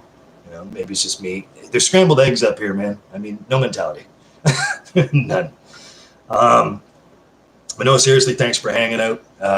Pete, you got to show up more often, buddy. Seriously. Trav says, have a good night, man. This was fun. Yeah, I agree. This is what it's all about. I'm not saying I'm anything shit hot. I'm just trying to bring people together so we can just, shoot the shit. Because we definitely need it in these times for sure. That's just try to provide. Take two. Can't even speak English right now. Imagine that. Jesus. To try and provide an open forum, really, until somebody else comes out with a video. I'm more than happy to, because I love hanging out with you guys and dolls. Listen, stay safe, be well, stay healthy, and take care of each other. Yeah, right on. Trav, actually, you should get to know Pete. Anybody that lives in this general vicinity, get to know Pete. Cool shit. One of my favorite people. I'll never say that ever again, buddy. No, listen, just keep doing what you're doing. If it's safe, keep being safe. How about that? Hopefully, if you guys are there working out there somewhere, do the best you can. That's all we can ask for. Pete, if you need me, let me know. Just check in with me once in a while at a personal level. I mean, work is work, but I'm glad you're safe. I'm glad you and Mars and the kids are doing okay. Let's just keep up with each other because that's pretty much what we can use right now. I'm a firm believer in trying to stay positive and, you too, Flav. I'm glad you're doing well, stable anyway. Flav's got a newborn too. He's so cute, named Michael. You guys take care of yourselves, okay? I can't stress that enough. Until next time is right. Thanks for hanging out too, Trav. It's really cool to have you here. Absolutely. So we're going to keep this up as much as we can. Small time channel, but that's fine. That's the way we like it. This is like the who's who of who's awesome. I keep saying that, better and better people keep showing up, and we're all together at the same time, and that's what makes it the best. So I'm a firm believer in doing the greater good, the good thing, just trying to keep it real, stay honest. And if you ever need me, I'm not far away. If you have me on Facebook, send me some love. I'll try to send some love back. And Blind, you take care, brother. Hopefully you're okay out there. Kev was here earlier. Hopefully he's doing fine. He's a truck driver from Texas. He's actually in Houston right now. I'm thinking about him. It's changed to physical distancing. Yes. Yeah. For most of us that are smart enough to keep our distance, right? For those of us that are dumb enough to go in groups of 5 or more, I don't have to say anything. That's just stupid. Stupid. Stay the fuck home. Stay 6 feet away. I mean, that's all relative. But just don't make yourself, a liability to somebody else, for sure. You got to exercise your gray matter somehow. Mine might be scrambled eggs, but I've been indoors for 12 days at a time. I only went out once. Oh, here, I'll fill you in that. Only went out once to the Petro Canada right up here on Prospect. Not to give away our location, but I don't really care. Just to get milk, cereal cream for coffee, and a can of tobacco with tubes. And 7-minute walk there, 5-minute walk back, because I was like speed walking. I went into a panic, man. It's not safe. And I'll only do that if I have to, but thank God it's right there in our backyard. So other than that, again, stay safe. I love you guys.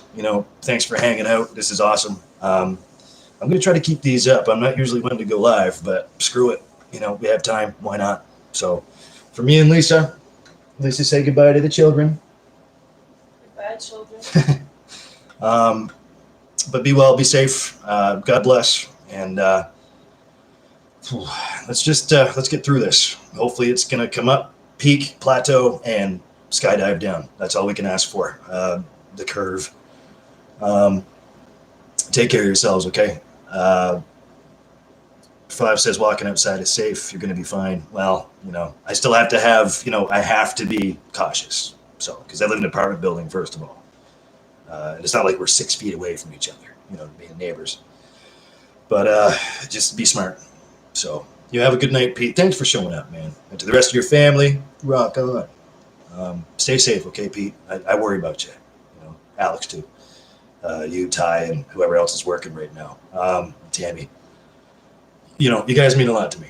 So the least I can do is just say stay safe. Marcy, you too. It was really cool to see you not too long ago. Anyways, guys, that being said, love yous.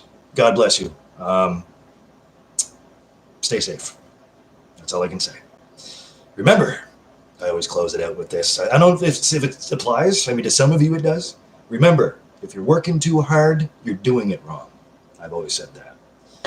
All right, so good night, you guys. I'll see you guys in the next one, I promise. Everybody's favorite good guy, TYE, Superman. Out. Take care. Thanks. See you later.